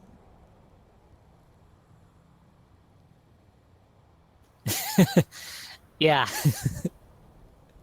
That's going to fix a thunderous boom. You're just trying to not be noticed by desert creatures after exploding a couple times.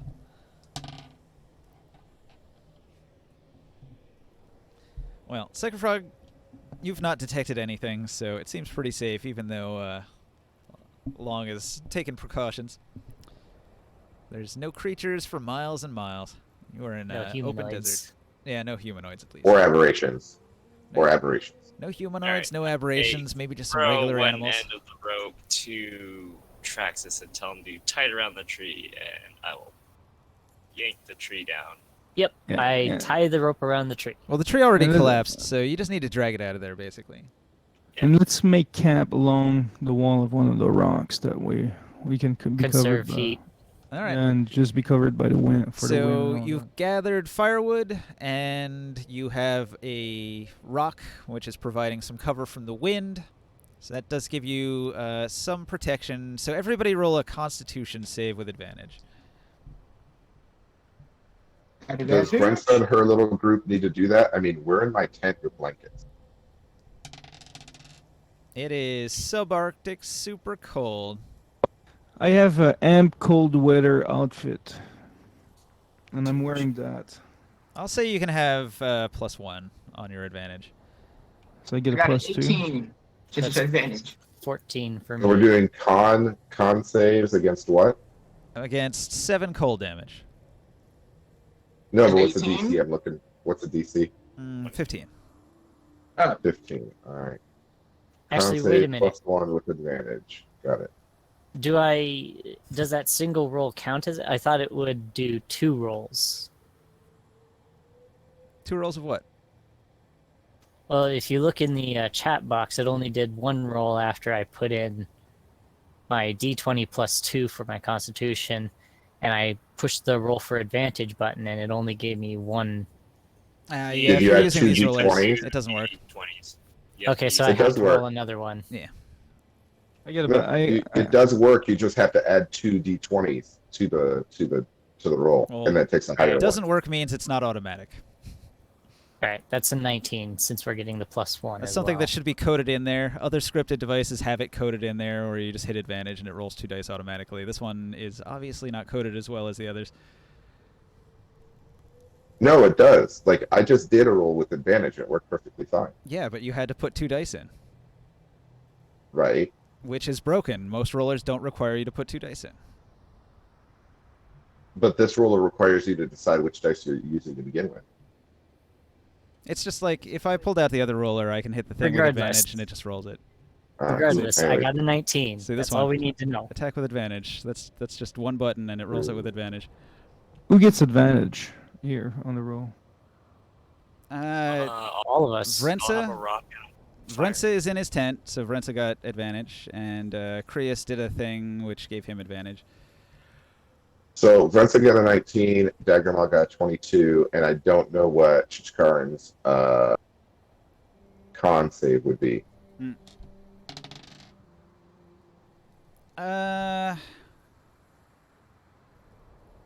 He's got +1, I think. I don't have his stats up. It's in a different book. All right. King Ninja, I have a bronze armlet called Resistance. It says that it gives me advantage to con saves on resistance to continuous cold damage. Does that apply to like environmental like hours of cold? Yes. Okay. Chichkarin got a 17. So we're safe in the tent. Yeah, you don't take any of that 7 cold damage. Anybody who fails the con save takes the 7 cold damage. Oh wait, this doesn't say that it recharges? You can only activate it during the day and only 3 times. Oh, can't even use it at night. Fuck. Just bury yourself in sand. One thing I'd suggest is that when we ride along, if we find an opportunity to gather like wood and stuff like that, we should do it. And keep some on the chariot, you know? We can carry a little bit of extra weight with all that. It's not always going to be that cold. That was just an better especially than- bad roll. It's better when you have it. At least like one night of. Would that replace the food gather roll if it was like a wood gathering roll? Probably, yeah. Or maybe you'd I would need assume additional that. people to do it? Yeah, it's like you could split the work, you know? I had Vin I mean- sleeping throughout the day, so I would like to put Vin on guard on the first shift of guard duty. And if Vin spots anything trying to come up on us, he can bite me to wake me up. Okay. Yeah, how is your sleeping arrangement? You're sleeping for 8 hours throughout the night. You need 4 people to be on guard duty to make it possible. Well, Vrensa will take a shift. Uh, I guess like it's one of taking you 1 wouldn't have to hour be on per guard. watch. And Daggermaw actually has a special thing where she kind of stays alert in the evenings. So. Okay.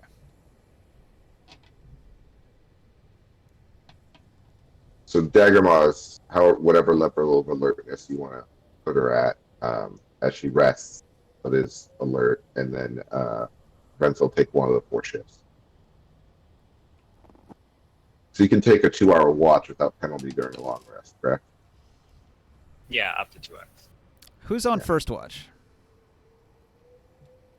Renzo. Anybody? Oh, I was gonna say anybody against me putting Vin on first watch.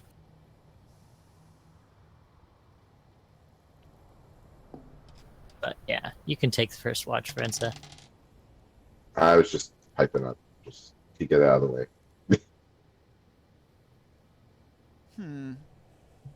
All right. During the night, there's a noise. Daggermaw detects a noise nearby and awakes. Barking furiously at whatever it is. Perception roll for the dog.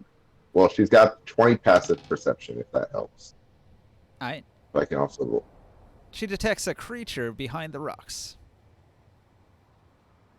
Well, she's gonna nudge Rensa, and Rensa will.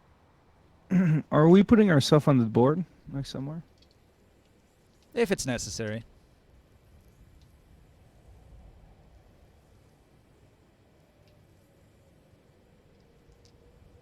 Rensa's gonna check out what that might be. She's not gonna, if it's just a creature making some noise, she's gonna check it out before waking everybody else up. No Must have need been the to. wind. So No, we can definitely tell there's something. You're going to walk around to the other side of the rock and take a look then, huh? Yeah, Rensa and Daggermaw are gonna check it out. All right. When you approach around the side of the rock, you weren't sneaking, and the creature detected you, and it takes off running into the darkness. Anyone got an arrow, or are we going after him? Can I see it? Do you have dark vision? Not dark vision, no. You could not see what it was. It takes off running, though. All you hear is the pitter-patter of its feet as it runs off across the desert. Fair enough. Go back to hanging out. Keep watching. Wait, does anyone here have dark vision? I do. I mean, the half elf would. Whatever Wait, it half elves was, have it dark vision? took off running. Half elf have dark vision? No. They have low light vision, don't they? Yes, that is not dark vision. What, half elves?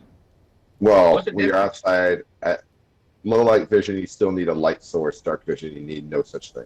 Half So elves do starlight have... or bare moonlight would let you see no color, but you'd see pretty good. But is there a Dark moon vision, out? you'd see. There's a Is moon there a out. moon out? I think Dark Sun has like 3 moons and 3 suns. Some crazy shit like that. It's Half probably elves It's do. Tatooine. How is the planet not being currently decimated? Yeah, when you have more than one sun, you'd think that'd be a problem. More than one moon would definitely be. We have one sun, and we can barely survive on this planet with the regular catastrophes it throws our way. So Ever seen a triple hurricane? I have. I've lived through triple hurricanes. Well, Traxxas will take the second watch with Vin. All right. Nothing else happens throughout the night. You're able to rest until the next morning. It was a giant rat. Not very threatening. The next morning, you break camp, and you continue heading to the northeast. Across the Could have vast added it desert. to my rat army. yeah. So Rensa will do the same thing, radar for humans and aberrations, and do a survival check to I'm lagging, sorry. Are you still going for food? Or do you want to go for firewood? Yeah, I'm gonna go for firewood today because I'm okay on food and water. Okay. Yeah. We all bought a week to 2 weeks worth of rations, so we should be fine on food. Yeah, it's just me being cheap. Good job. 25 for wood. All right. Yeah, you managed to collect a decent amount of wood. What's a decent amount of wood? 6 pieces. So 6 pounds of wood. We'll just say like six firewoods. You need like So one firewood to build a camp. Yeah, it's just we have encumbrance, so I'm trying to not overload the carts. I just need to know how much one wood weighs. What's 3 logs? 25 3 pounds. logs like 5 pounds. 25 pounds times 6. That's 150 pounds of wood. Yeah, just about. Okay. I'm gonna need some help carrying this. Who can carry 150 pounds? Because my cart sure can't. 'cause You it's must got have all the found water like on an it. entire dead tree. And if you want to take it all, it's going to take up some space. Anybody have 150 pounds on their cart? Free? Long probably does. 150 pounds. On my cart? Yeah, my cart carries 1,000 pounds, but 700 of that is the. We're all is on chariot water. back, right? Did you guys all bring water, or are you all relying on me? We brought ration water. Rations aren't water. Oh, you Rations brought are rations. food. Yeah. You Oh. said you had water for everybody. Yep. And it's 10 gallons a day, so we're down from 90 gallons to 80 gallons. So I still can't carry all the firewood in the cart. I can carry about, let's see, 25 pounds. I can carry 3. We can put stuff on our chariots, right? Like that's fine. Like as a storage thing or no? Yeah, you can put stuff on your chariot. They can carry a lot. Cool. Yeah. Sure. I'll Can you unlock me, please? Okay. Or did you put a table for that? get some rope. Sling There you go. sling some Thank you. some wood in there. Chariots. Right. So there's, yeah, because there's 5 of us, so that's 10 gallons of water a day, correct? No, is it 1 gallon a day? One while we're gallon a day traveling, or unless is it's it- really hot. Yeah. Okay, so 5 players plus Chichkarin. Like plus, today when you're traveling, I only Tiger rolled a Mom. 10, which means it's a moderate day, Okay. which means you only need 1 gallon of water 7 today. gallons. And the previous day was 1 gallon of water a day as well, right? All right. So we're at Yes. 76 gallons of water after 2 days. Are you tracking your creatures too? Well, the kanks. Do we need to water the kanks as well? It says typically a large creature requires 4 gallons. We only So have how many kanks do we have? 1 per cart. How many? So we're You've got like multiple chariots. yeah. We have to carry our own portion, so I'll bring in like enough of water for, I don't know. I'll bring 90 gallons of water for myself. How much is that? 90 gallons of water would be 3 barrels, and that would be 720 pounds of water. Well, I don't have a cart, so I'll have to use Yeah. the tank cart as. Diamond, so I'll Trax- have Traxxas is to- aware that there is an Oasis that's about a day's travel from here. Ah, good. I will tell the Okay. I will tell the party. I've traveled these wastes before. There's an oasis not too far from here. So while you can't magically make a bunch of water appear from Tyr from a day ago, you can probably head to a spot where you can get water from here. Okay. So it's 14 gallons of water for the people, and 7 gallons of water for people Per day. per day, and the kanks add how many extra gallons to that 7? Yeah, It'd I'm be reading how 4 much gallons tanks per need to tank. drink here. It doesn't seem like they have any special properties that make them require less water. So I'd say 4 gallons. right, so that's 4 gallons. So there's the Kank and cart for Vrenza. Who else has a Kank? So that's 1 Kank. I do. I We do all not. have I do. kinks pulling our chairs, right? I Yeah. do not. So that's a There's total of one 3 dragon. Kanks. So that's an extra 20. That's an extra 12. So it's 19 gallons of water a day. I started with 90. 4 kinks. That's 36. 4 Kanks. So that's 16 plus 7. That's 23. So that's 46 gallons. So that means I'm from 90. I'm down to 44. So we have another day and a half worth of water. Don't you guys have like a water skin? You'd think some of you would have water skins in your inventories. Yeah, we do have. But yeah. a water I skin do have only several, holds 2 no? gallons. Yeah, but that's good enough for 2 days for the individual. It's not going to help with your kank, but it's at least some water that you could drink yourself. And like I said, there is an oasis nearby, so we can fill it back up on water. But you do know it's a full day's travel away. So let's see. I rolled the weather. The weather was pretty mild today. And I rolled an encounter roll, and you didn't encounter anything major. You just see some birds flying around. Maybe like a hawk or an eagle of some sort hunting. So then we get towards the night. And you were traveling based on Traxxas's remembrance of where an oasis is to the east. You're traveling eastward. Just taking you away from the track towards the mountain a little bit. Let's see. So by nighttime, you arrive at the oasis. Huzzah. Renzo will check out the Oasis. Make sure there aren't any dangerous creatures and that the water is potable. So what would that be? A perception and a survival roll? Hang on a second.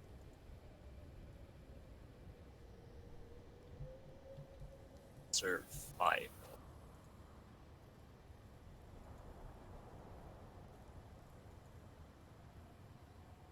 I'm having scripting errors. What the hell? By the by, I did figure out what city I'm from. That's past Uruk. I was able to tilt the map just far enough for me to be able to see it. It's called Bitterwell. I guess in the future we either need less Kanks or more carts rather than chariots. Well, if we were able to get a mechalot, we would be able to get a much bigger cart to be able to hold all of our stuff. Well, it's not that we have all that much stuff, it's that its water is crazy heavy. It's 8 pounds per gallon. Yeah, I know that. No, I'm just saying it's like it adds up so fast. It's ridiculous. Right. Damn it. Actually, One world has broken. Oh no. Actually, we have a person who could actually technically get a mechalot and control it. Problem is, they would have to stay with the mechalot. Who was that? All right. Who's that? Catastrophic failure. This is interesting. Wow. Let me save this as a different save game.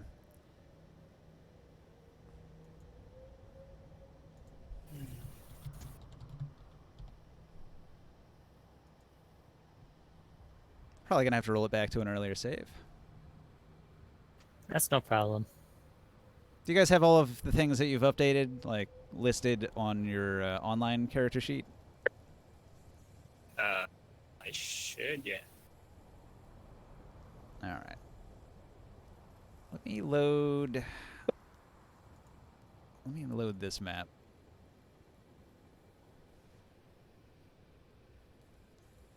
I don't know how my script got destroyed, but it's not working.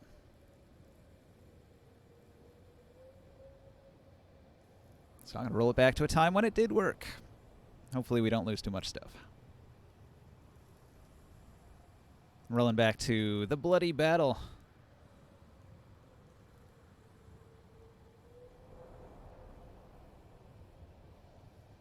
Man, it's a weird error too. I cannot parse it. It's too... I don't know, it's just random letters and numbers.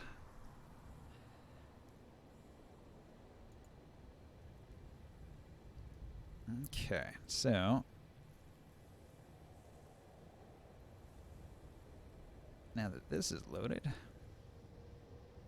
in theory, I could pack this.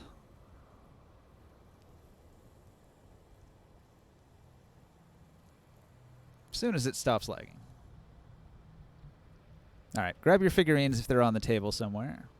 I'm still loading in. Same. Still loading. I see objects floating in the sky, and I'm fully loaded in, but something went wrong.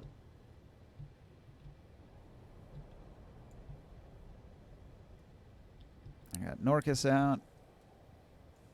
I got Soul out. Oh, here comes more stuff.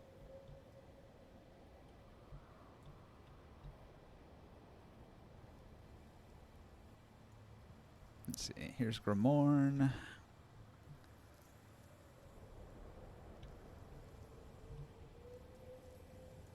There's Diamond's Drake form. There's Morg. What is going on? Uh-oh. My sheet is like... I'm gonna head out of the server and try to get back in because it doesn't seem to be making any. Oh, never mind. As soon as I said something. Okay, I think Brent's is the last one. All right. we're missing a bunch of stuff though on this sheet though. I am missing that long staff and Yeah, I see I'm the like armor. I'm a week or two behind in terms of my equipment, my character sheets. Yeah, this is a save from a while back. Oh, I mean, I did ask, is Are you just- everything on your character sheet online? No. no, it wasn't.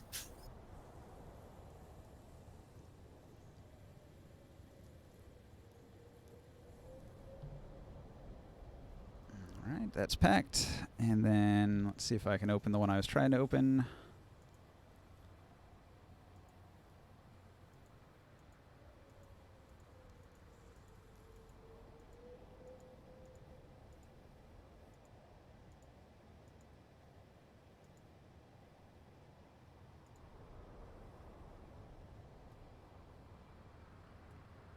Okay. I think there's a lot of blood at this Oasis. Yeah, not really. All right, so here's the Oasis. So I'm going to make a new save. So we can go back to the other one after. And we'll go back to the other one. Yeah, so let's see. Dark Sun 29. All right. Do you remember the name of that staff? The long staff that I got?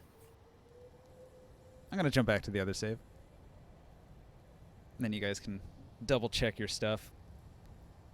It'll just take a moment. It's got to save everything on the table, and then I've got to load up the other table.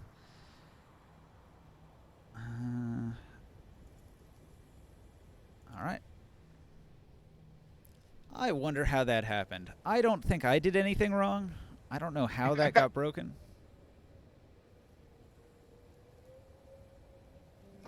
But I put far too much work into it to redo all of that level setup for all of these maps. Not doing that. Just gonna have to deal with rolling back to an earlier save. It's funny it would bug like that. Like it worked and you didn't really do any changes. Yeah. Then suddenly like the same script is not working. Doesn't make There much might be that- sense. There might be like a corrupt file or something. I do Might not have to know. replace whatever is blocking it.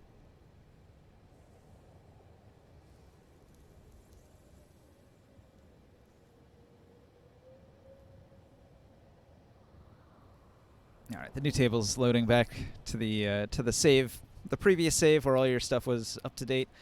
So once you get on here, just Save your bags and all. check your character sheet. Maybe save a copy if you just want to save the whole thing.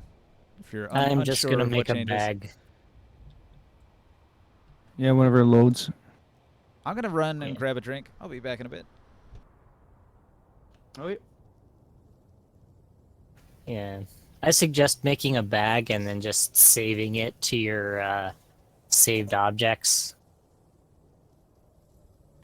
I think we next time we're in town or wherever we can resupply, we probably should like figuring out exactly what we need, and just make it an easy thing. Well, if we come across cacti, I mean, I'll always have water. Because, like I said, I'm immune to poison.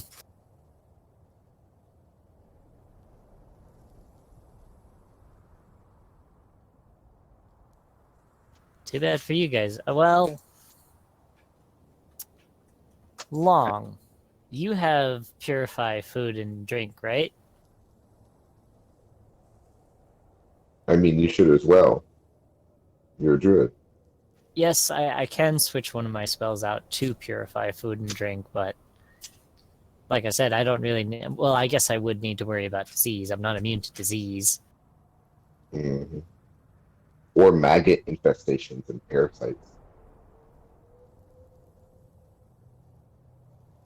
How's that for mental illness? Come on, game. Come on, you can do it. Chugga, chugga, chugga, chugga, chugga.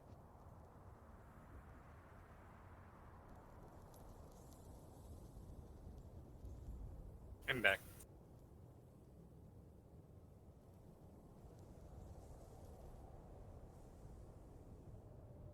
Nothing missing. I'm back. All right, give me 1 second. We're here. Okay. Did you save everything? Nope, working on it right now. All right.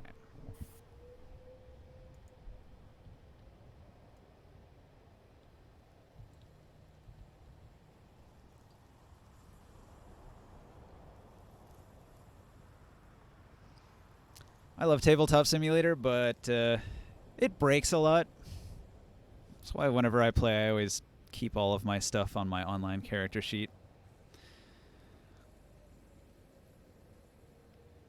Having the stuff right on the table in front of you is useful as backup, but the online sheet is usually better.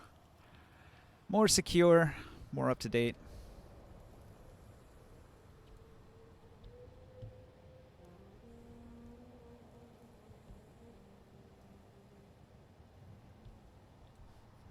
I wonder what broke it. Do you still have that Drake form saved? So I can add it to my own personal bag and then save it here. Yeah, I'm gonna save this here. Drake form. Where is that? I don't see it here.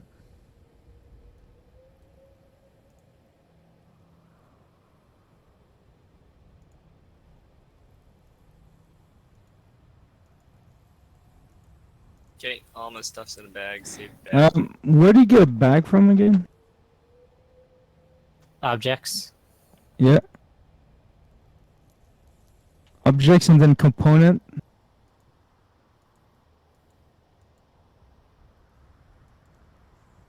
All right. I forget, how do you save an object? Left click, save, and then just leave me whatever you want. Oh, the leg. Left click, you said? I thought it was right click. Right click. Oh, sorry, my mouse is inverted because I'm left-handed. I don't see save. I see clone. Copy. Should be delete. where color tint is and Yeah, tags. I see it. Save object. What's with the lag? Object is fine. It's loading this. Here it is, Diamond. Loading more. Somewhere. Yeah, I thought so. I don't see it.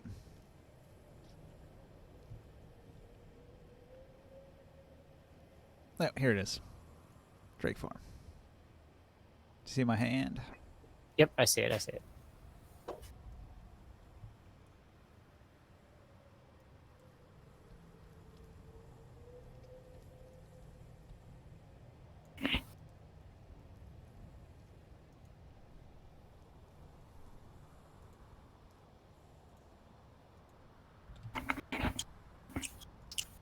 there's some police shouting on some megaphones outside. Hmm. Alright, I have all of my stuff saved. I used to have that happen all the time at this one place I lived in Florida. Give me a second. We're This saving one even our that I- characters too, or what? It's like every week there'd be a police helicopter flying over the house screaming at somebody, "We can see you on the FLIR cameras. You can't get away. You can't hide." It's like, oh, here we go again. I mean, I saved everything. My character, Vin, my Drake form, my character sheets, all of the note cards that had really important stuff. All right, are we good? Is everyone good? Yeah, I think so. I just saved, yeah. Long? Good. Good. Oh, wait. Hold on.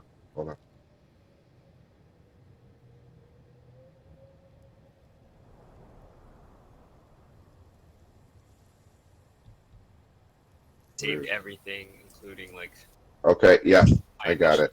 and stuff. No, throw everything. The kitchen sink, the bathroom, everything. Now, the thing that's baking my noodle right now is that I was able to load this map.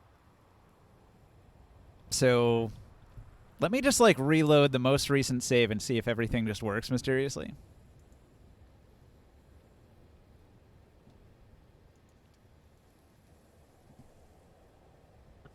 Returned.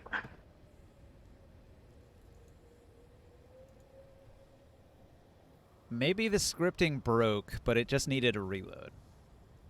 Wait, what happened to the scripting? So I use this thing called One World, and One World allows you to build a map and then save everything into a bag so that you can like reopen it instantly. So I can just open entire maps with all the details and all the figurines just as is. But that device, that like scripted thing that does that, broke. So when I was trying to open the map that we were going to, it actually just gave me a scripting error and failed. And so I couldn't lose the work of building all of those like 20-some maps, so I had to try to revert to an older save, but if it works now, then we don't gotta.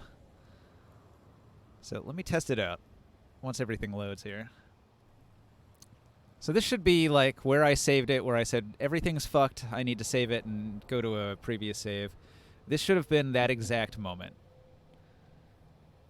Which means if I can load the map I was trying to load without issue, then we can just continue.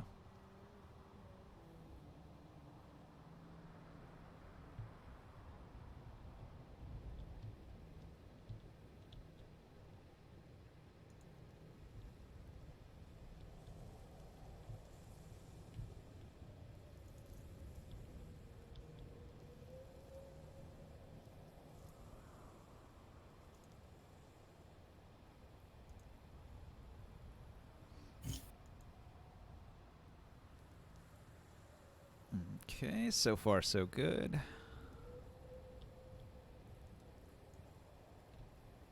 I'm gonna get something to eat. This is gonna take a while to load.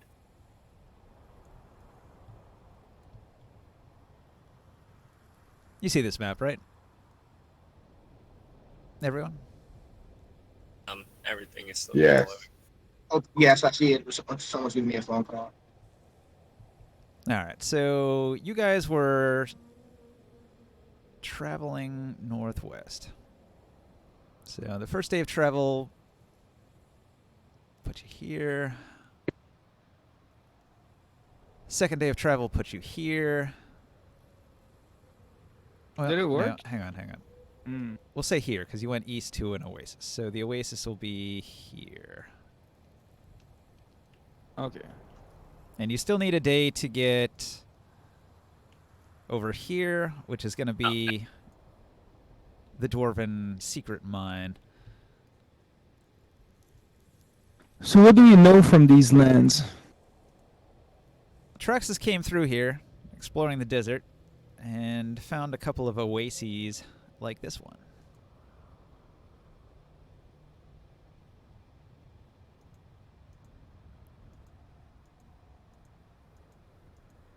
No, if you had a cartographer and you could map out these areas, you could probably make a lot of money. All right. Huzzah, the tiny oasis. So, realizing you didn't have quite enough water, you arrive at a oasis where you can see that there's a bunch of dark water surrounded by plants and the occasional rock. It's not very big, but it is a water source. So I'd like to do a perception roll with Daggermoth to see if there's anything around here, and then Brent would like to do a survival check to check on the quality of water. That works for you? Yep. Assist you So, in survival, survival. I am proficient. So Daggermaw has +6 an advantage on survival check. Or sorry, +8 an advantage on perception. So to see if what's around. So 22 on the perception roll from Daggermaw. All right. Daggermaw is going to begin barking, detecting something. Oh, what is it, girl? Where is it?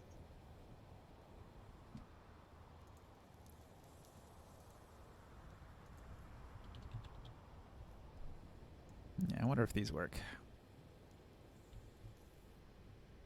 Oh, That'll do. that's an interesting freaking ugly son of a gun. Oh, cool. We're getting on the table. I have returned. Sorry for that. We were going east. Did I miss anything important? We're going on that. Everything. The entire session. Daggermaw sensed something. It's a giant classics from League bug. of Legends. Was I really gone? I was only gone for like 2 minutes with that. Wow. Those monsters in this here water. So we're gonna brutally murder them? I mean, isn't that what murder hobos do? Are we murder hobo? I mean, We might be. We're playing Dungeons and Dragons after all. Are they displaying hostility or? Always. Oh. Every single time. Do you think they'll be willing to talk, or are we actually gonna have to? I believe they have bad it's intentions. a giant bug. It is a giant bug. So our Thry-Kreen. I believe- I think he wants to eat us. Are you or being something. racist, Psycho Frog? Against a mythical, made-up thing? Yeah, probably.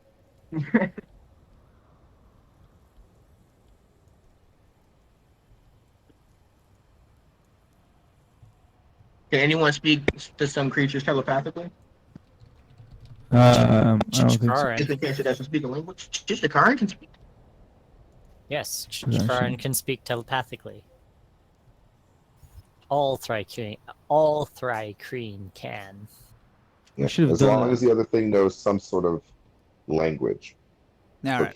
he can't talk to dumb animals. So here's the situation. There is a line of giant ants, and the giant ants approach the oasis. They snip off some fronds from the ferns growing around the oasis, and then they begin carrying them away to the east.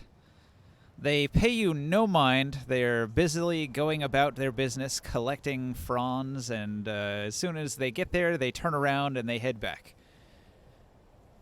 You're on the trail. Well, Brent believes if we just stick to the other side and leave them alone, we should be fine as long as we pay attention. All right, so you want to stay on the far side of the oasis instead of getting close to the ants? That'll put you over here then. Brenza would actually like to travel over to the ants. Okay. No, Brent would not. Oh, sorry, Traxxas. Sorry, Traxxas. You got Traxxas would like volunteered. to- I don't think so, man. Yeah. No way, Yes. Jose. I'm hiding behind a rock. And I make sure there's no giant snake here. Yeah, that's just a decoration. Paint it on. Brent would like to check the quality of the water, though. which I assume would be survival check. Yeah. Okay. And Wait, that's where's at my a character? +5. My character's gone. Check the water with you. Oh, right. Horribly so. So Brenta has. Oh, just Nate. I guess it rolls advantage automatically. So Brenta actually did worse Well, somehow than Morg. I can do one. you can't quite tell if this water is poison or not. When I get to it and I want to drink some, I'll do a check too. You gonna check for poison after drinking it? All right. No. But I'll go to survival to. Mid digestive tract. Oh yeah, can you scan me for poison? I I gotta will fill our stuff with the water anyways, and then spend 10 minutes to ritual cast purify. Purify food and drink. All right. This is I dirty. got a 26. This is somewhat dirty water. It's probably drinkable. You might want to filter it just to get the impurities out. Yeah, we can boil Would- it a bit. Would purify food and water, like Morg said, and work on this stuff? That Or would is it work too fine. dirty even for that? There's a bunch of ways to do it. All right. Purify So food. let's and do drink, that, Morg. Or boiling, or filtering. Any of the above. I would just Let's boil it. refill. You said you can ritual cast it, right, Morg? Yeah. All right. Well, let's spend 10 minutes filling up the barrels and doing that. All right. While you Okay. guys are doing that, Traxxas has gone around to the other side. I And will use Speak with Animals. All right. One of the ants is marching by, and you attempt to use Speak with Animals on it. All right. Isn't that just cast it on yourself, not the actual That's- ant? Yeah, I cast So it you- on myself. So you can That's- get all of them. Let's hurry up and get all the water before it goes bad. So once Traxxas has that on himself, he will look at the ant and say, "Hello. Do you know what dangers might lay out in the wastes farther east? Since you seem to know the trail from your home to this oasis so well." Let's see. What's dangerous to a giant ant in the desert? Everything. Big birds. A giant We are ant eater. The giant ant will waggle its antenna at you in a way that means giant lizards, and just like indicates around in the area. So I guess there's just sort of a predator and prey sort of thing. The giant lizards feed on the giant ants, and the giant ants feed on the plants. And the giant lizards live out in the desert to the east. Okay. I will go back to the party with this information and will tell Vrensa, hey, there's probably going to be some giant lizards visiting this place. We should probably keep a low profile. Are they actively hostile? They are aggressive Well- predators, yes. Oh yeah. Well, sounds if we keep the carts close enough together, perhaps it's worth using a spell of Cast Without a Trace. But, it only lasts an hour, and we don't know exactly where these lizards are. We just My have to abilities are not fine-tuned to such beasts. let's just be a little bit extra careful. And if we have to encounter one, then we better do it when we have an camping advantage. Here, or are we moving right now? You just came here to get water. This wasn't your final stopping point. Okay, yeah. Are we defending the giant ants, or are we just leaving? We're We're leaving. just moving on. Why? We're not Yeah. upsetting the balance of nature. Nature takes its course. We could save the ants, but then later down the line, of course, they may die because, well, there will always There's be too many predators ants. and there will always be prey. Hmm. Whether we wish to be the prey or the predators is up to us. No need to upset the Kankin cart. Are we even going for? We're not going further east, are we? We're going north. You were trying to go North north. at this point. You had to Yeah. divert from your path to the northeast to go east to get here. So this is actually costing you some extra time. We'll probably end up having to go back here on our way back unless we find some other source of water. And next time we will be better prepared. More water, more carts. Or perhaps just less livestock. All right. Let's We're go. kind of traveling in style these days. Alright, let us leave this pit stop. The ants are no interest. Great, there's dinosaurs here. Oh, are we finding dinosaurs at the waterhole? Apparently. Maybe, maybe not. You don't know.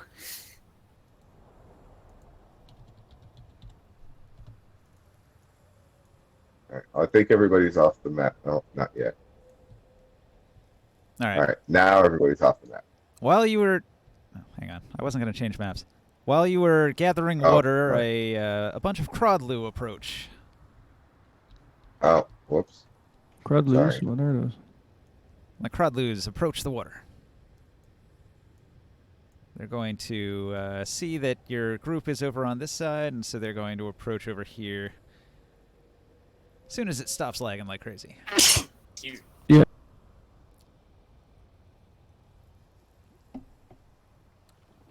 My goodness. There you go, I think. All right, so a herd of Crodlu, who also is aware of this watering hole, is approaching.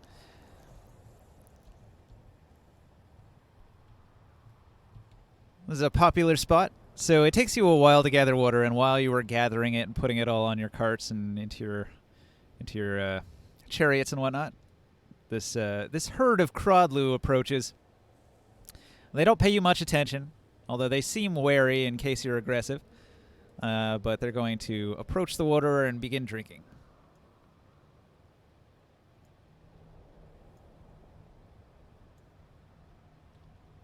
Traxxas will make an offhand comment saying, nature in motion is such a beautiful thing. Yeah, right on. Nobody wants to hunt the Crodlu? Be Do good we meat. need food? Brought enough rations, right? No, we should be fine on food. So the Crodlu are not necessarily. Yeah, let's leave them be. All right. The Crodlu are not aggressive. They're led by one slightly larger female. And after they get a good drink, the female will turn them about and send them running off into the desert. And they immediately proceed to eat a bird across from the sky tear and get limb from limb alive. Nature. All right. Well, that was all I had. If you guys didn't want to interact with the Crodlu, they were not super aggressive. You can move off the map now. All right. That was a non-encounter. You could have had some combat if you wanted to hunt, but it wasn't really a big issue. So, a bit to the north, after traveling for a couple more hours, the sun sets and it begins to get cold, so it's time to set up camp. Yeah, set up a tent, build a fire. Yeah, Brent will set up and again use up some of the wood. You use one of your 6 stacks of firewood, and you build a little fire. You set up your tent. It doesn't get that cold, so nobody has to make any saves against cold. It's a pretty mild night. I only rolled a 12. And we drank our fill for ourselves and our animals at the Oasis rather than Sure. Yes. and then filled up the barrels. Yeah, that'd be smart. And our Kank too, they can drink as much as they want, and then eventually we'll have the goo or whatever it is. It's pretty much how it's done. When you're moving across the desert, you have to go from oasis to oasis and fill up and hope that you don't encounter anything dangerous while you're there. Since they are major areas for like all sorts of wildlife to go to. You were only there. You were only there for a matter of minutes, and in that time, there were like 2 encounters with creatures. It could have been anything. Could have been a horde of elves or a Braxit. You never know. Oh yeah, gonna discover how to make yogurt on one of these trips. Yogurt? Don't forget, if you have a tank, I don't get the you reference. can get a day's worth of food out of them. Yeah, that's I true. like the Mongolians being stuck in in deserts with cream, Water, right? and then they discovered how to make yogurt. Interesting. Yeah, because they can, ferment it in those pots they had, and I had heard about how they drank horse blood if they were on that I don't long know. trips. Yeah, they would like cut their horse and drink some of its blood, and that would like keep them going because there's like some protein in it or something. Yeah, maybe in the northern parts because like the kind of winters they would have had in Mongolia, it would have been pretty cold. And being like a nomadic type of like culture. Got to take what you can get. Yeah, pretty much. Anywho, who's up for first watch? Yeah. So after traveling gonna- for a bit, you have to make camp, and you need 4 people to be on watch. I've never gone on watch before. I'll do it. All right. I'll take that level of exhaustion You You don't don't have take to a pick level the of costume. exhaustion. from keeping watch. Oh man, this is the bee's knees. Now, so if at least 4 people are on watch, that leaves enough time for everybody else to rest, I think. And you can still rest in shifts, so you can get it done to where everybody gets a night's rest.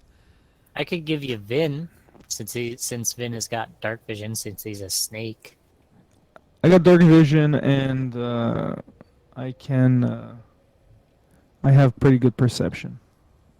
I was talking giving Vin to Sia.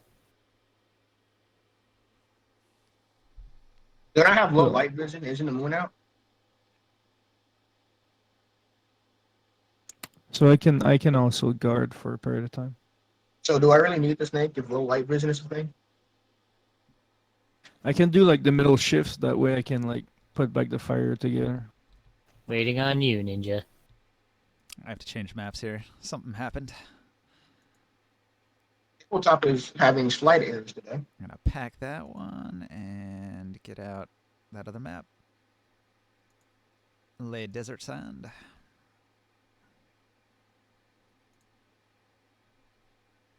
A little bit of lag. Whole bunch of stuff spawns. All right. Yeah, place yourself where you want to set up camp in whatever arrangement you're going to be encamped, and whoever's on watch during the second watch. Second watch is Rensa. All right.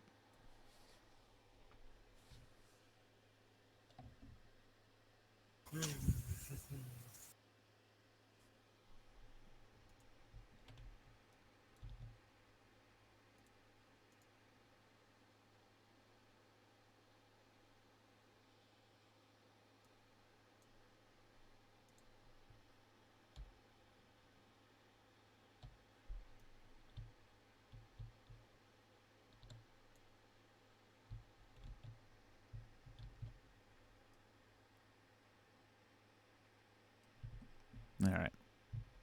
We need figurines. All of these figurines. All over here.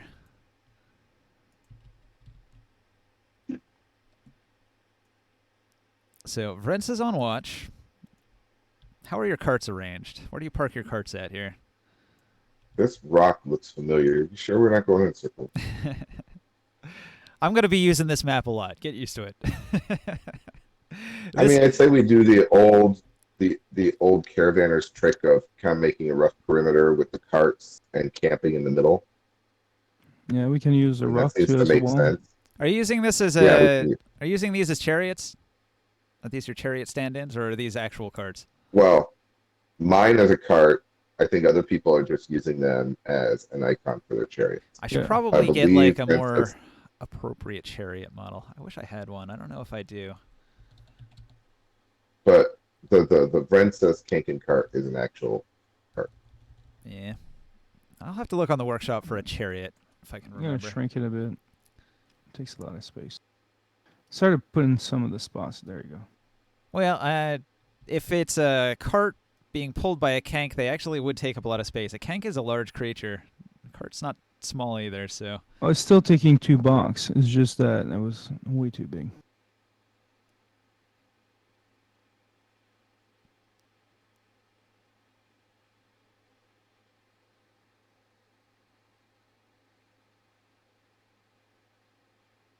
Yeah, chariot's probably a little smaller than a cart. Not as long. Carts tend to be longer. Chariots probably have taller walls, especially in the front. Lower in the back. It's kind of a shield, I guess. Yeah. The front of the chariot acts as sort of like a deflector. Placed tower shield. It gives you a little bit of cover. All right, so that's how you guys want to be encamped. Everybody in their positions exactly where you want to be. Sia, do you want to be anywhere in particular? Are we getting to combat? Maybe. Maybe. Where am I on currently? I can't really see myself. You On the board. You are underneath the tent, I think. Yes.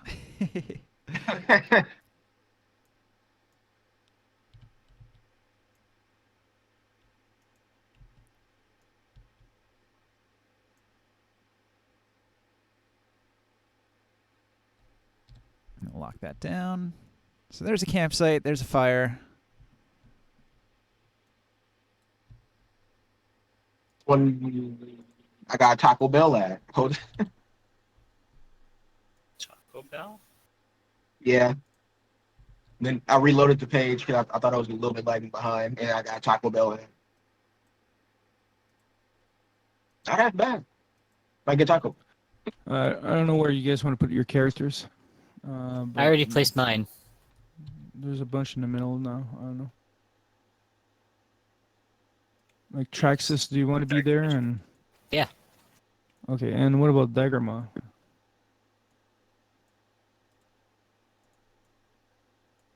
Taking one of the watches.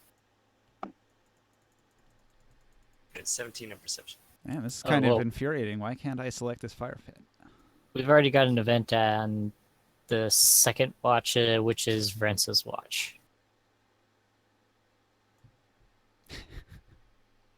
The unselectable fire. I don't know. It is stuck there. It's like part of it. Oh, what happened there? Loading, yeah. Oh, I could select it. Nope. There's like one tiny point where you can click it from, but it's really hard to grab.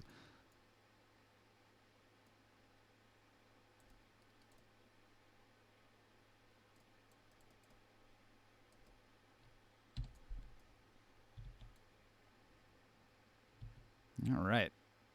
Now we got a nice looking campsite. Fireplaceception. I only brought one tent though, so I'm not sure where the other one came from. Yeah, it's the model comes with two. We got more than one tent.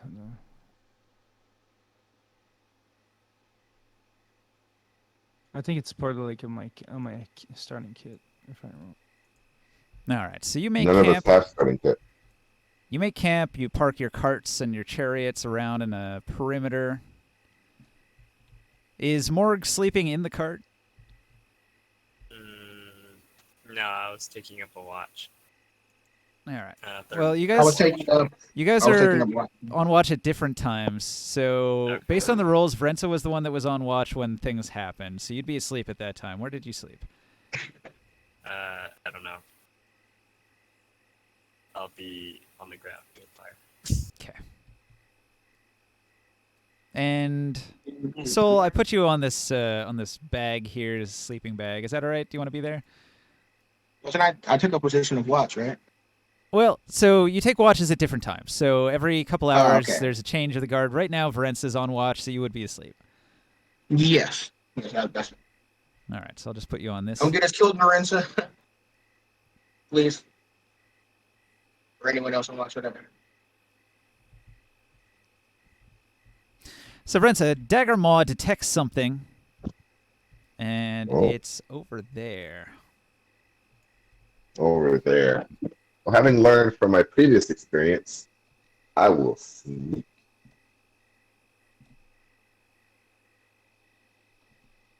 And check out what it is.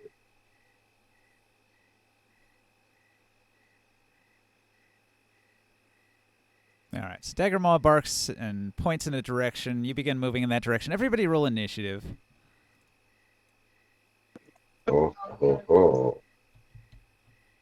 Let's see.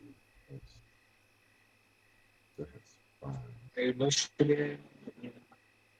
2, +3. why is there a card?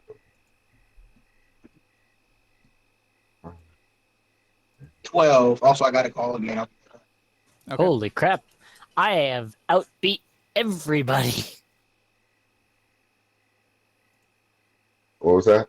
except for Vrensa. But you're a fucking dex nerd.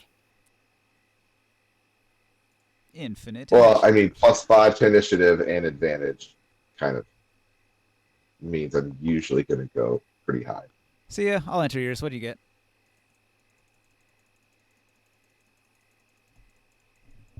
It helps that he really, really beat Dagger Maw. That was a terrible stealth roll. Is that your roll? 12? No, that was for what? We're gonna see his roll. Did you awake all of us? I haven't even rolled stealth. Before I even had a chance to roll stealth, he's like, roll initiative. No, you said you were gonna Dagger Maw begin was sneaking. smart, That's fine. So yeah. Okay. Do you want to roll for that? For your stealth, no. Okay. I'll roll for the creature if he can see you. But I need you to roll your own stealth. That's what I'm asking. Do you need a stealth roll from me? So yeah, okay, Yeah. got it. Actually, would you like to use the cards? Nah, it's not necessary in this circumstance. The thing's looking right at you. Oh, So 15 is my stealth check. All right. I put in my initiative. Not the best I've had. So the creature was sneaking up on the camp, and you're trying to sneak towards it without being noticed. And then initiative. All right, so Vrensa moving at a slow, sneaky pace. The creature. Have I spotted whatever it is? The creature was trying to be stealthy himself. Can you tell where the creature is? Let me make my perception check. I've got a 13. If you can beat a 13, you know where it is. All right. Well, Dagger Maw is definitely gonna. Well, my passive is 15, so I know where it is. All right. It's hard to make out. It's barely a shadow behind the rock there, hugging the ground low in a stealthy, creeping, sort of slouched over position. The thing's over behind those rocks. It is your turn. All right. What do you want to do? So first thing I'm gonna do is I'm going to shoot it. Since I'm going before it, I have advantage, so I'm going to take the sniper shot. I think you're going to need to move. No line of sight. Oh, I don't have line of sight. Okay. Well, then I will move first. There's a big rock in the way. I'm going to do a combat roll under the camping cart. This one works. Yeah, that's fine. And then, so I would have advantage. I would only have +9, so I have +4 to hit with advantage.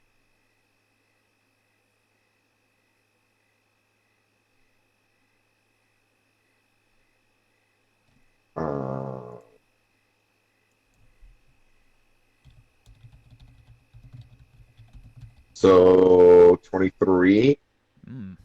That'll hit. Okay. Is it, and that's not humanoid, is it an aberration? I don't know what an id feed counts as. Beast. Beast. Okay. So I just do D8 plus 14.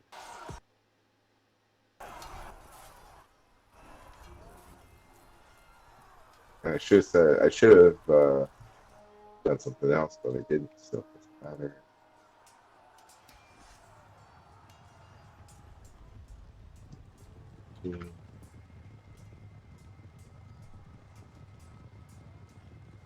Oh, not that well. I'm gonna re-roll that D8 with my side dice. All right. So actually, since you rolled high, is it an exceptional? So that'll be 21 points of damage. And then I'll use my bonus action or free action, however it counts as, to shout, "Everyone, wake up. We're under attack." Okay. So, Traxxas, you were sound asleep. Roll a wisdom save.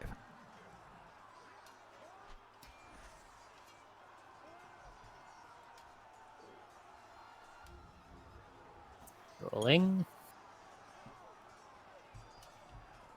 Nat 20 on my wisdom save. You awake with a start, hearing a shout that you're under attack. What do you do? All right, I get up and first things first is I look for where the threat is. Can I see the thing from where I am? Well, I do have dark vision. think of this logically, though. So it's half your movement to stand up from prone position, and then you're unequipped because you were sleeping, so you're probably going to need to grab a weapon and some gear. Actually, my spells are my weapon. Your spells are your weapon. All right. If you don't need to grab up anything, keep in mind most of your gear will be unequipped while sleeping, so you're probably not immediately prepared unless you're going to go right into spellcasting, in which case you can bypass any of that. Yeah. So first things first, like I said, is can I see this from where I am? You also usually won't sleep in armor, but I guess you don't wear a lot of armor, right?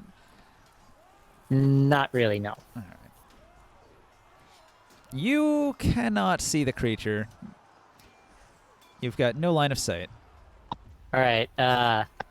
Traxxas looks over at Brensa and shouts, "Where and what is it? If it's an animal, I might be able to help." All right. You can't quite see where Traxxas is unless you make a perception check. He's hiding behind a cart. I'm basically shouting this. Yeah. All right. If you're just shouting it without having to see him, that's fine. It's, I guess, which way's north, generally? North from here is going to be this direction. So southwest. Southwest. So southwest. It's southwest, hiding behind a rock. I think I got it with an arrow. Hold off on any attacks. If it comes closer, if it's an animal, I might be able to do something. Yeah, it's sneaking up and on us. It's hunting us. No. You hit it with an attack. It's not sneaking anymore. It was. Anywho, so yeah, that's I'm going to,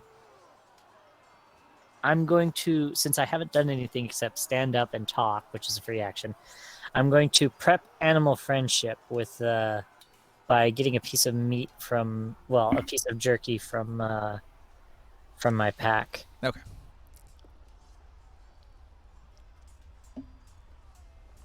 Do you want to pick up your backpack? No, I just want to get a piece of jerky from the bag. So you grab your meat from the bag. That's a item interaction. You still have a bonus action if you've got a spell or something. Nothing else? Morg? What do you do, Long?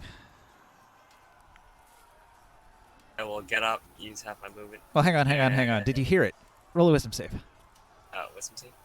Okay. You are sound asleep. Wait, can I roll it too? Yeah, when it's your turn, yeah. Alright, I was gonna answer. It's my turn. You get me too. It's a save? Yep, wisdom save to see if you wake up at the shout of alarm from a sound sleep. How good are your ears? Is there a T-Rex stalking us from that rock? Nat 20. No problem. Just like Traxxas, you wake right up. Wow, another nat 20. Move. Is that a T-Rex stalking us? So, like I said to Diamond, it's half your movement to stand up, and then most of your gear will be unequipped while you're sleeping, so you might want to, like, grab a weapon. Grab my sun charge bone spear. Does it take, like, an action to do that? So, if your spear is just laying there, you can use your free interaction to equip it. If it's something that's, like, in a bag, then it's an item interaction to put it on. Okay. I'm kind of assuming this is all sort of simultaneous, so I would hear Renza say, like, what direction it's in. Yeah, you awake to the initial shout of alarm, and then you hear Traxxas and Varenza speaking about how it's to the southwest, yeah. Okay. Can I see it from here or no? I It have is perception crouched actually on down behind a rock, and it's got a stealth check. My passive perception is 13. Is that As is mine. 13's not enough. Okay.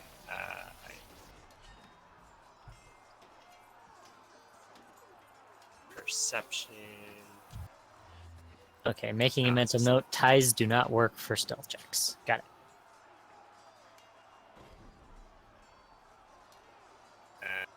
15.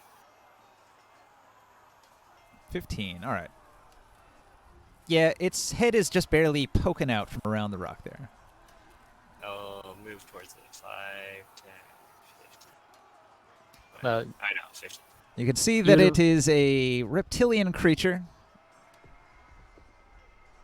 You would have also heard Traxxas say that they might be able to do something if it's an animal. It looks like a Gila monster, or Gila monster, however you'd pronounce that. I will take the. I will use my action to take the dodge action. Okay. You begin dodging.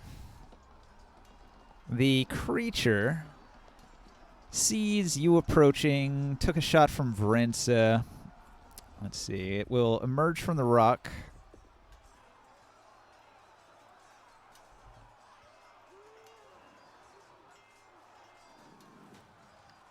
You are 35 feet. You are 60 feet. Varenza did more damage. It looks in the direction where Varenza is, and it's got a 21 to spot Varenza, which I think succeeds, right? What was your stealth? 15. Yeah, all right. So it easily spots you over there, Varenza, and what it's going to do is lash out at you with a psionic attack. It's called Ego Whip. Choose one creature within 60 feet. The target must make a DC 14 intelligence saving throw. It's a good thing you have a lot of points in intelligence, right? Yeah, I've got +0.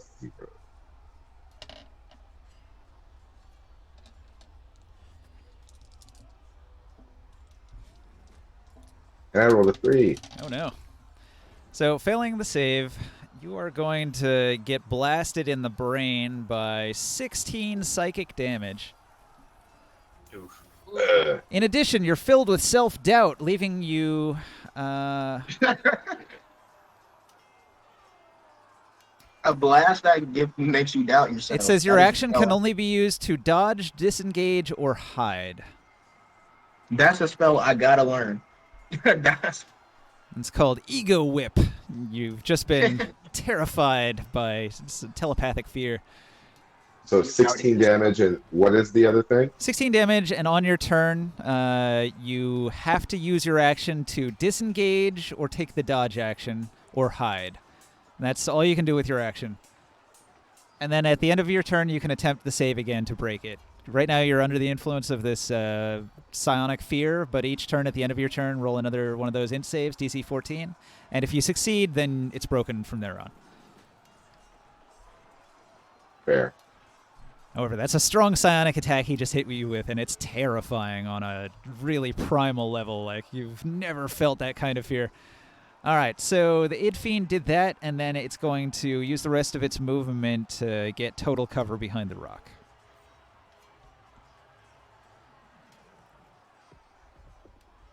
So you're not sure where it went, but it's moving around behind the rock. Gramorn, roll a wisdom save.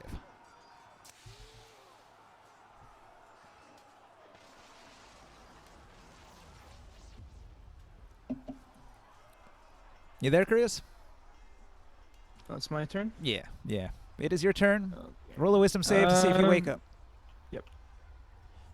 Sorry about that. A wisdom? Yeah.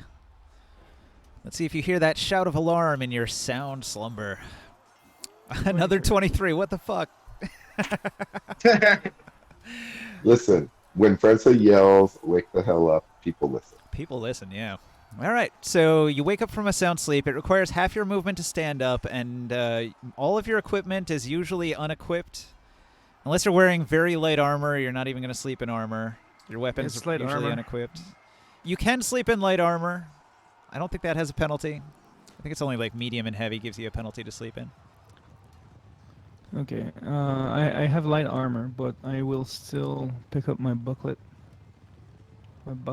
Your buckler. and then I- try to figure out what I can see through all this. Give me a moment. Now, the creature has total cover, and you can't spot him no matter what. However, But, you will hear Vrensa shout that it's to the southwest. Okay. So I'll move over here.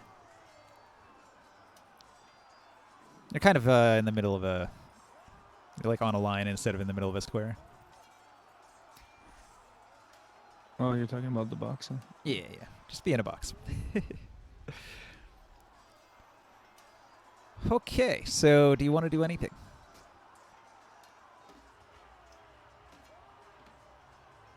Nothing else right now. Nothing right now. All right, so you moved into position, and Yeah, and grab my gear. you got some gear. See ya. Roll that wisdom save.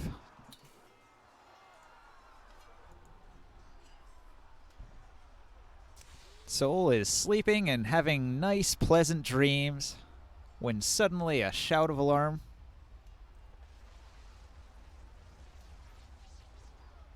See ya. Is he not here? He's not here. The Shit. last roll that he made is a roll for 12. Nah, that was another roll before. I wonder why he left. Internet problems It again? is 11:30. Maybe. He's not usually one to leave early, though, is he? No, Yeah, he's not. but 11:30. Sometimes he's called it a day before. Yeah. He didn't say anything. I think it's probably internet problems. Could be wrong, though. That's my guess. I think he did say something. I didn't quite hear him. He did say something before he left. But, well, before I noticed he left. No, what he said was, I have a phone call, so I think he's probably still on his phone call. I'll roll for him.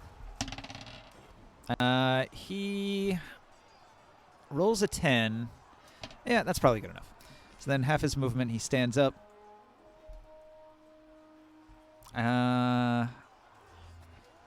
When he comes back, I'll say if he wants to do anything. I'll just hold until now.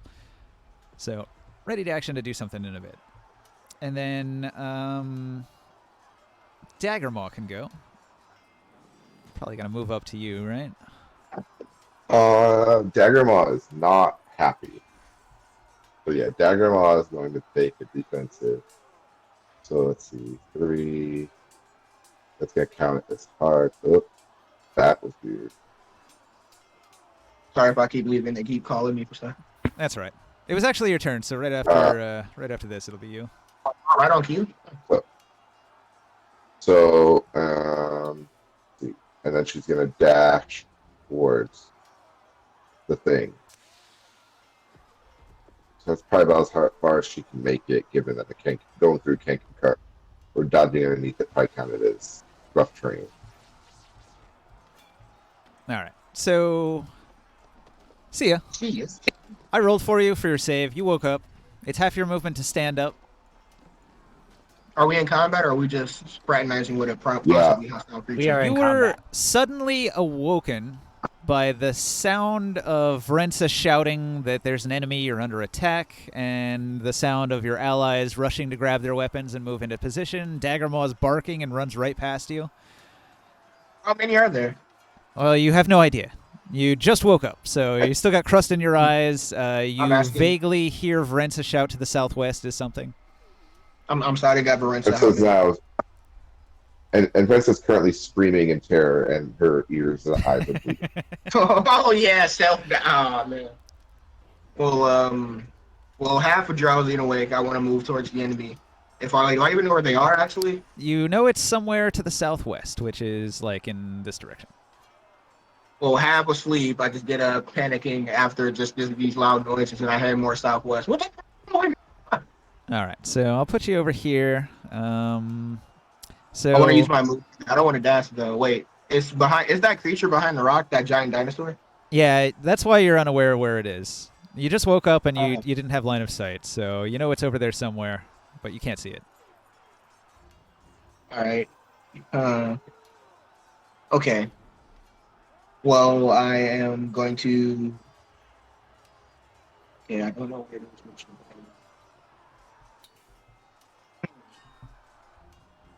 Does anyone know where it is? Where what is? The creature? In a Yes. general way. They can only tell you in general where it is because it's hiding. It's Well, I want to use my dash action and try to get closer. It's dark and it's sneaking around. All right, so if you're dashing in that direction, let's see.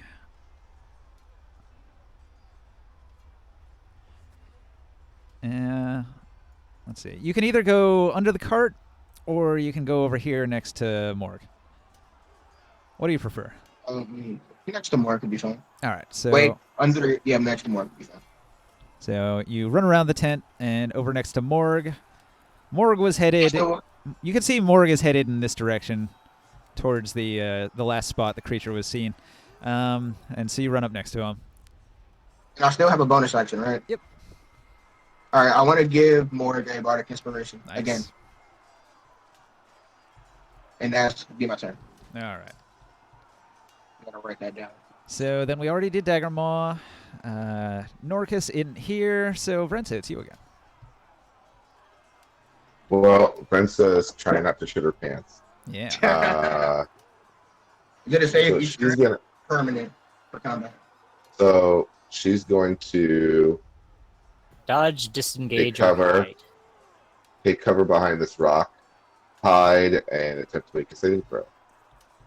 So first things first, hide check. So she's really good at hiding because she's terrified. So she rolled a 23 Nice. stealth. So many. Let me put that. It's a magic number today. You dive into some animal's little like crevice that it dug in this rock, and you're totally hidden in there. Right. And then it's another DC 14 intelligence saving throw to shake off the fear. Yeah. No, She does not. Not quite. She did manage not to crap her pants, but she pees a little. The creature's still in your brain, wiggling its fear throughout your entire psyche. All right. And she shouts at Dagamon, just get it. Get it. Diamond, what do you do? All right, I can see in the dark, so I can see this rock right here. So southwest, pretty easy to determine where that creature is. Even though I can't see it, it's either down here or behind the rock. So I'm going to try and cut it off.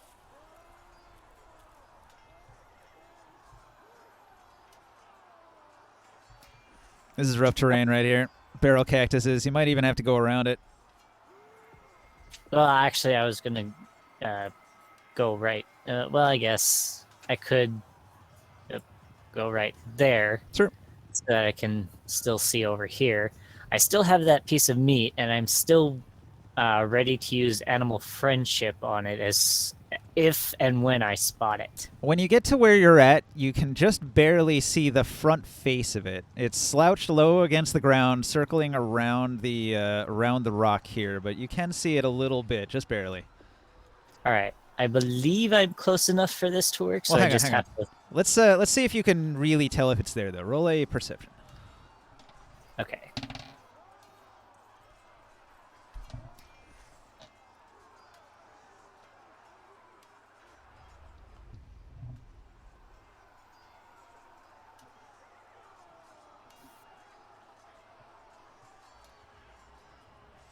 Come on, skill expertise, do not let me down.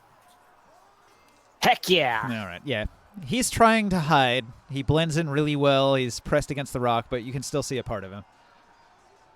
All right, so I will use the piece of meat that I have, throw it at it, and use animal friendship. All right. See if it works. So it has to beat a DC 13 on its intelligence save. Oh, I rolled a 1. Okay, so it lets you convince a beast that you mean it no harm. Choose the beast you can see. If the beast's intelligence is 4 or higher, the spell fails. That could be a problem. Is it going to be more intelligence because it's It is Because a it's using psionic psionic power. creature with an intelligence of 14. Your spell fails immediately. Damn. Oh I think dear. it's big with you. Well, I mean, I still did give it an offering of food. So you threw food at it. It looked at the food. It looked at you, and you can see hunger in its eyes. You know what? Bonus action, change into my Drake form. All right. Screw it. If I can't make friends with it, I'll fucking intimidate it. There you go. I was that intimidated. Okay. After you transform, Morg, what do you do? I see diplomacy has failed. I'll cast I can still dark give it a vision shot. on myself because I can't see beyond the firelight. Yep. And I'll go 5, 10, 15, 20, 25, 30. I'll bonus action turn it into my wild-shaped uniform and move another 20 feet with my extra Ooh, that Drake token looks very unstable. You turned into a jackal, right? A giant. hyena. Hyena. Wait, Diamond, when you tried to talk to it, did it just not care, or did it just? No, I was using animal friendship. It Snapping has too feature high does of an not work. intelligence for me to use animal friendship on it. It's too smart. No. Kill it. It's intelligent. I still could speak to it, yes, but I need to do a separate casting of speak with animal. Did it need intelligence of 3 or lower, or 2 or lower? Less than 4. or lower. 4 or lower. Okay, so that Yeah, my I'll be a side. mastiff. That works. So we're just going full Bloody Murray.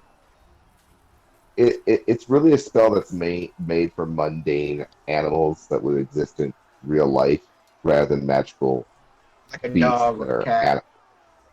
right, or That's even a a big bear. dog. What was it? Giant hyena? Yeah. It's one creature. Why are we struggling so hard? Because it's CR 5.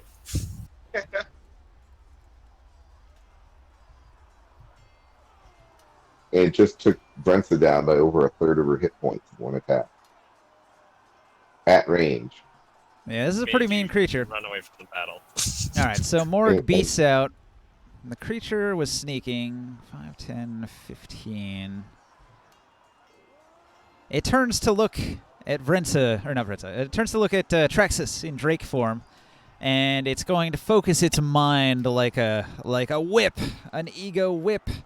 Diamond, roll a DC 14 intelligence saving throw. Okay. It's actually it's not as bad, but still worrisome because I need an 11 or better. This thing's psychic I do. attacks are heavy. It's a badass. Fudge! Yeah. By 1. Oh no. Okay. By freaking 1. Your ears, eyes, and nose all begin to leak blood as you take 12 psionic damage. Okay, that's my form that takes damage, thankfully. Now, Diamond, you suddenly are filled with fear. The fear will last for up to a minute. At the end of your turn, you'll be able to make a... Well, actually, right now, just make a DC 14... no, hang on. You How failed. much damage You did I failed. take? You took the damage. So at the end of your next turn, you can make that DC 14 int save to try to break it. How much damage? 12. Well, Psychic damage. And on your action, you can only use it to dodge, disengage, or hide. Alright. Alright, so that was the Id Fiend. He can only do one of those per turn, but Gramorn, what do you do?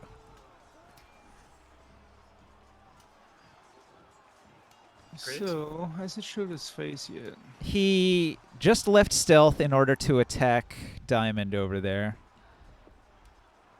So I could line aside it. If you've Are you gonna got be attacked? if you've got line of sight from there, you can take a shot. Yeah.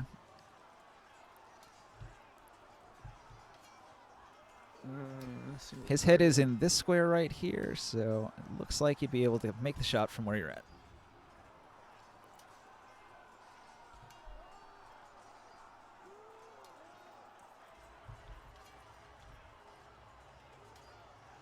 It's funny, intelligence saves is actually something I'm proficient with. Yeah, most people aren't, which is why this is a very dangerous attack that it does. Can be really debilitating. He just has to cripple each one of you with that, and then he can move in and take you out easily. Right. Thankfully, Well, he's only taking out temporary hit points so far. So far. I'm Well, gonna cast a Scorch Ray but- on it. It also doesn't help that the two classes that happen to use intelligence as their prime stat pretty much don't exist. Mm. Wizard? They exist. Well, Druids also use intelligence as their saving throw. I thought they were wisdom. no, I'm saying as a primary stat. Oh. Right. So I mean, I 20 was thinking about putting something into intelligence. I did put something into intelligence. That's why I have a +3. So 23 Hit. to hit, 26 to hit, Hit. and 22 to hit. You're firing 3 fiery bolts. Yep. All 3 of those are for- gonna hit. Roll some damage. 25 plus 6, so 31. Burn in holy fire! 31 damage. Heavy. Kill this monster. 52 total. Be aware. All right. You set the creature on fire with multiple fiery attacks, and it's roaring in pain as its flesh is burned and seared. Sia, what do you do? He's back to me. So You do not have Yeah, line of like- sight from where you're at. I think you'd have to move somewhere. move forward. Yeah, Can I but move? you can definitely hear where it is. If you move forward 15 feet to here, you can see him. Okay. So now that I have line of sight, I am going. Is there would a creature like this be resistant to psychic damage? You guys think? Yes. Maybe. Probably. Awesome. It's using psychic damage. And I think Things that that's use psychic damage usually are. And I think I have too many hit points for sleep to work effectively. So, shit. Maybe I not guess any anymore. damage is better than no damage. Wait, did you guys get any hits on it? Sleep is based on current hit points, and it's got 52 damage. So if its hit points are low enough, it might work. I want to cast sleep as a level 2 spell slot. All right.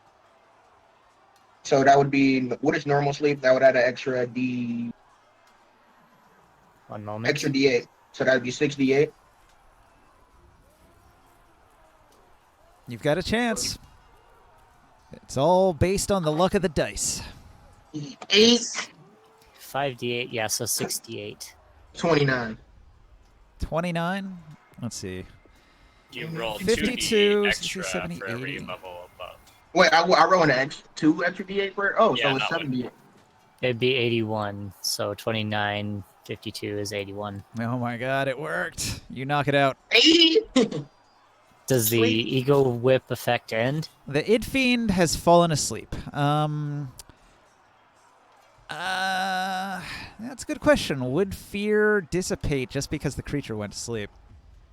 I don't know. Only if it's a maintained effect. It's not a concentration. Yeah, but, he's not concentrating Yeah. on it. It's just in your head after he hits you with it. So yeah, you'll have to keep making saves until you beat it. Yes, that you cannot perform because you are cowering inside of a hole. We're gonna I'm not finish. saying myself. I'm saying somebody needs to So- just coup de grace. So see ya. SOB. You move 15 feet, and you cast your sleep spell. Right. All right. Everybody else in the group sees you cast some spell. Man, it's a good thing they're friends of yours, or otherwise they might want to kill you right now. Yes, or We already know he's already. Was there we've already any- kind of Well, I figured don't know. out Did that he's. Varenza know? I know Krius and Traxxas knew. What about you, Varenza? Yeah, I just like to bring it Did you up. Did you destroy the cactus around you? Was there any defiling? I just like to bring it Nope, up because there it's a was not. taboo. Just pure casting. No defiling. It's a minor taboo to cast. It's a major taboo to defile. I think it's a major taboo to do both. Well, depending on the person. If they're more anti-wizard than normal, yeah, it would be bad either way. But hey, long- at least it's sleep now. Like that one As long as counselor you- back in town, he really hates wizards. It would be almost impossible with him. As long as you don't defile, you should be fine. Yeah, let's go through the initiative so that we can finish this up and Brent's and Are there I any can more? try to make our saves. So Are there you any- cast your spell. Did you want to do anything else? You still have some movement and stuff. There's not really a threat left anymore, is there? Well, he's asleep. He's not defeated. Oh, I want to just move closer to it, I guess. All right. So I'll move you up to the cactus here. It's the extent of your movement. After Soul Daggermaw. Let's see. So she's gonna dash again. So that's 40. Are we going to kill this it fiend, or we got 1, another plan? 2, 3, 4, 5, I feel we like gonna eating fight? some lizard. 7, 8, 9, 10, 11. I don't. It's not something that you're gonna be able to domesticate or to probably like. So the Have- cactus is impassable. The other plants are rough terrain. Okay. And then it's Brentsa again. Yep. Who will continue to hide and try to finally snap out of it. And that's a third 8 in a row. Meh. The fear creeps deeper into your soul. All right, She's farting anxiously at this point. Diamond. I will do the dodge action and roll my save, of course. I only need an 11. Oh, come now. Oh, an 8 as Look well. at where that landed. It's all 8s It and 23s landed today. Outside the 8s frickin' and box. 23s all day long. This is great. I like this encounter. I'm going to use did- more of these 8 fiends. They're great. Well, I mean, look at my die. How did this happen? This might be one of my Like, favorite how? monsters to play as the DM. This encounter was amazing. Just wake everybody up. Can you imagine if there were 5 of these things? You'd be fucked. Oh god. I don't like to think about it. Is it like a breath weapon? Is there like any recharge or can do it every It can single do it round? I can do every it. single turn. He's got a worse ability than that has a recharge. So this entire encounter boiled down to monster sneaking around, had stealth check. Lorenzo woke everybody up. People were dazed, wondering what's going on. Got hit with an eagle whip. Everything was just going crazy, and then it just calmed down eventually. Yeah, more kill the thing. All right. So Is Mora that a gets lot? incapacitated. If you attack it, it counts as a auto crit. Let's kill it. Don't Well, don't good forget for to don't forget to rage. Wait, are we not using coup de grace rules? I think that's what it I does. mean, are doesn't we it? killing it in general, or Look anyone at got that. any creative plans for it? It's an animal. Yeah, Mhm. coup de grace in Grit and Glory means it's an It automatic. does its crit. max. No. We're using Grit and Glory rules, remember, Psycho? Let me look at it. Right. It's been a while since I've done the type of coup de grace thing. You make an attack, it qualifies as an automatic. So you have to roll a regular attack, hit the AC minus dexterity. So it's like 13. Right. And then the creature takes Takes- damage equal to its current hit points and is dying Current immediately. HP. Right, so it counts as an automatic critical hit. So it rolls a critical hit, and then if you actually roll an attack without its HP modifier, and then that hits on top of it, it's an auto death.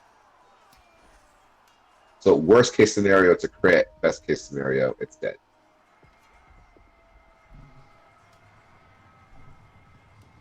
I roll my attack, and it's advantage. Mm, Defenseless targets give you advantage to hit.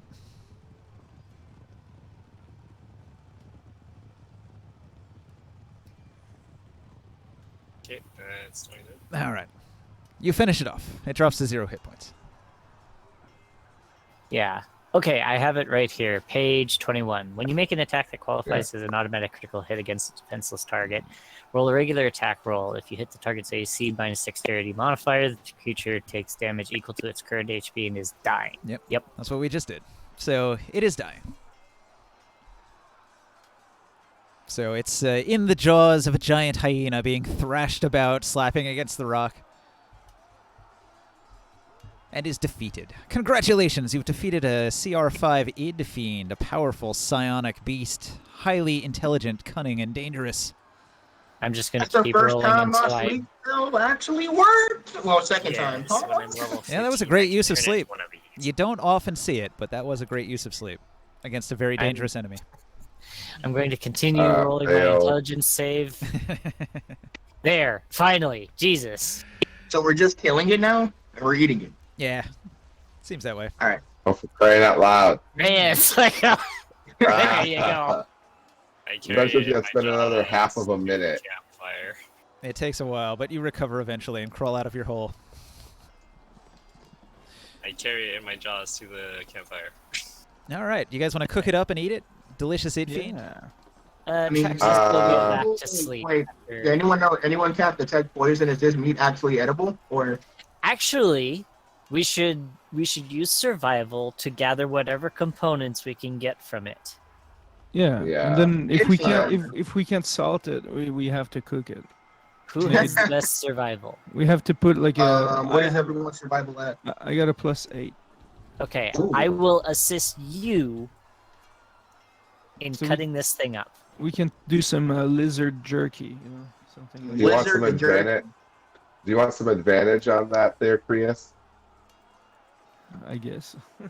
This is survival check, right? Guidance. So would bardic inspiration get- work? You have Owl's wisdom now. Okay. And I'm So you giving have advantage. a +2 with my assistance. I'm gonna cast bardic inspiration, but I'm gonna put a twist on it and use note of potential, which is actually one of my bard of creation abilities. I haven't used one of these in a while. And I can't guess what the hell are we trying to do here? It's We're a trying bardic. to. Use trying Get the everything highest that you possible roll. It's a bardic inspiration, but with a fancy music note floating through your head that's currently invulnerable. And whenever you make a check, you can make it pop, and it plays a musical symphony. can. So it's a Oh fuck. D6 and guidance is a It's a D4, right? You get a D6, a D4, +2, plus advantage. Do you want to? All right. Hold on. So you drag it over to the fire. So you have some options here. You've got a defeated monster. Do you want to harvest anything of value from the monster? Do you want to skin it? Yeah, Yeah, that's for what sure. we're doing right now. Yeah, we gave him these old. We gave him need to take its brain. If he gets a double 1 after all of this, I will cry. The psionic portion of the brain is its pineal gland. It's like towards the front and between its eyes. You can try to carve that out if you want. Might be of some value to an alchemist. Yes, Yeah. please. We'll do that. We'll do whatever you need. Yeah. And we'll collect the meat that is that can be treated so we can save it as long as we can. It might just Just be a smoke it meal over or the two, fire. So Yeah, yeah, exactly. You So could- smoke it over. so a D4. All right. Who's cooking it? I am. Well, There hold is- on. anyone have He's doing his harvest roll first. Does anybody have proficiency in cooking tools? No. No, Nope. No. I'm gonna need a check for this one. I'm doing a survival. Well, for- we're still Because doing the survival spear check. up One its thing at a ass time, and Ninja. We're just put harvesting over it the for fire. valuable things.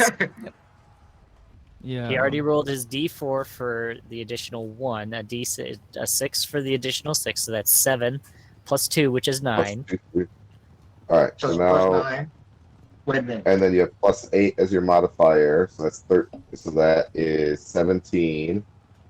So that's 1d8. 19 We'll plus take the 17 19. is. So his harvest roll for survival is a 36. Excellent. You easily skin the entire id fiend. You have a full id fiend carcass, a pelt. Let's call it a pelt, I guess. And then I need a Did you cooking get roll that as pineal well. gland out of there too. So much Who's like cooking it? a sushi chef cooking the blowfish, the fugu, there is a potential danger in eating an id fiend. So I'm going to need a good cook check to see if What you about cook the it pineal safely gland? enough What is to eat. Which one of What us is about- cooking? So like What I about said, the pineal you gland? can do a proficiency cooking tools check, but if you don't have proficiency in that, then it's just going to be sort of a maybe like a knowledge check for your knowledge of cooking.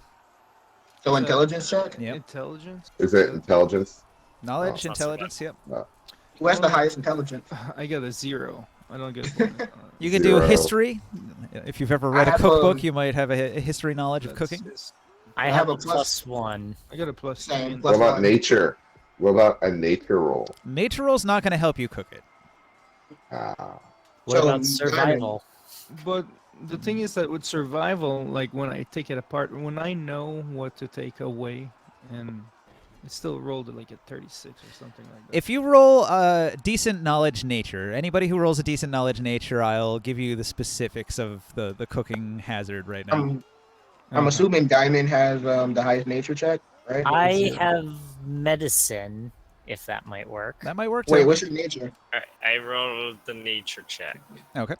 Okay. Medicine, I have a 21. +8. All right. So Morg looks at the creature, and Morg, you can see that the mouth of this creature is disgusting, with like blackened bits of rotting meat festering in between all of its teeth, and even its saliva is just frothy and toxic looking.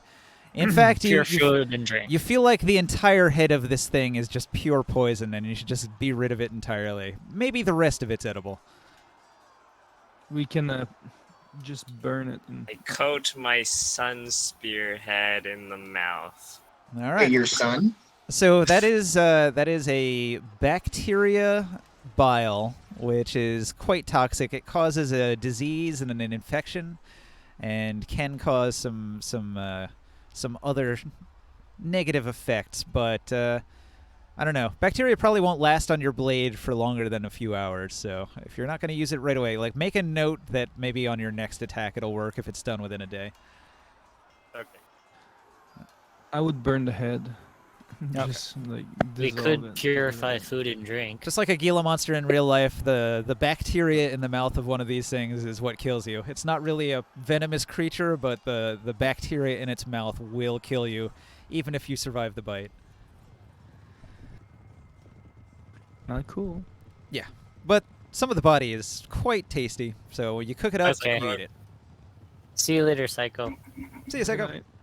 Yeah, we're done. Okay. We're gonna call it quits here. Hey, before you go, I just want to say, my D&D game yesterday got canceled. Everybody wanted to play World of Warcraft instead, so I just want to let you guys know I appreciate that you showed up. So thank Oh, you. I forgot that you actually had a Tuesday Yep. session. My Tuesday session's just sort of just for fun, but Oh yeah, wasn't that the one where my character got turned from a kobold into a dwarf? Or is that a different session I'm thinking of? I don't think you played in that one now. What, our game? Yeah. No. When I'm looking at the server, all I hear is 30 million people used to live here. Now it's a ghost town. All right. That's 'cause they're- Thanks for watching out there in Twitch land. Catch you next time. Bye-bye. See ya.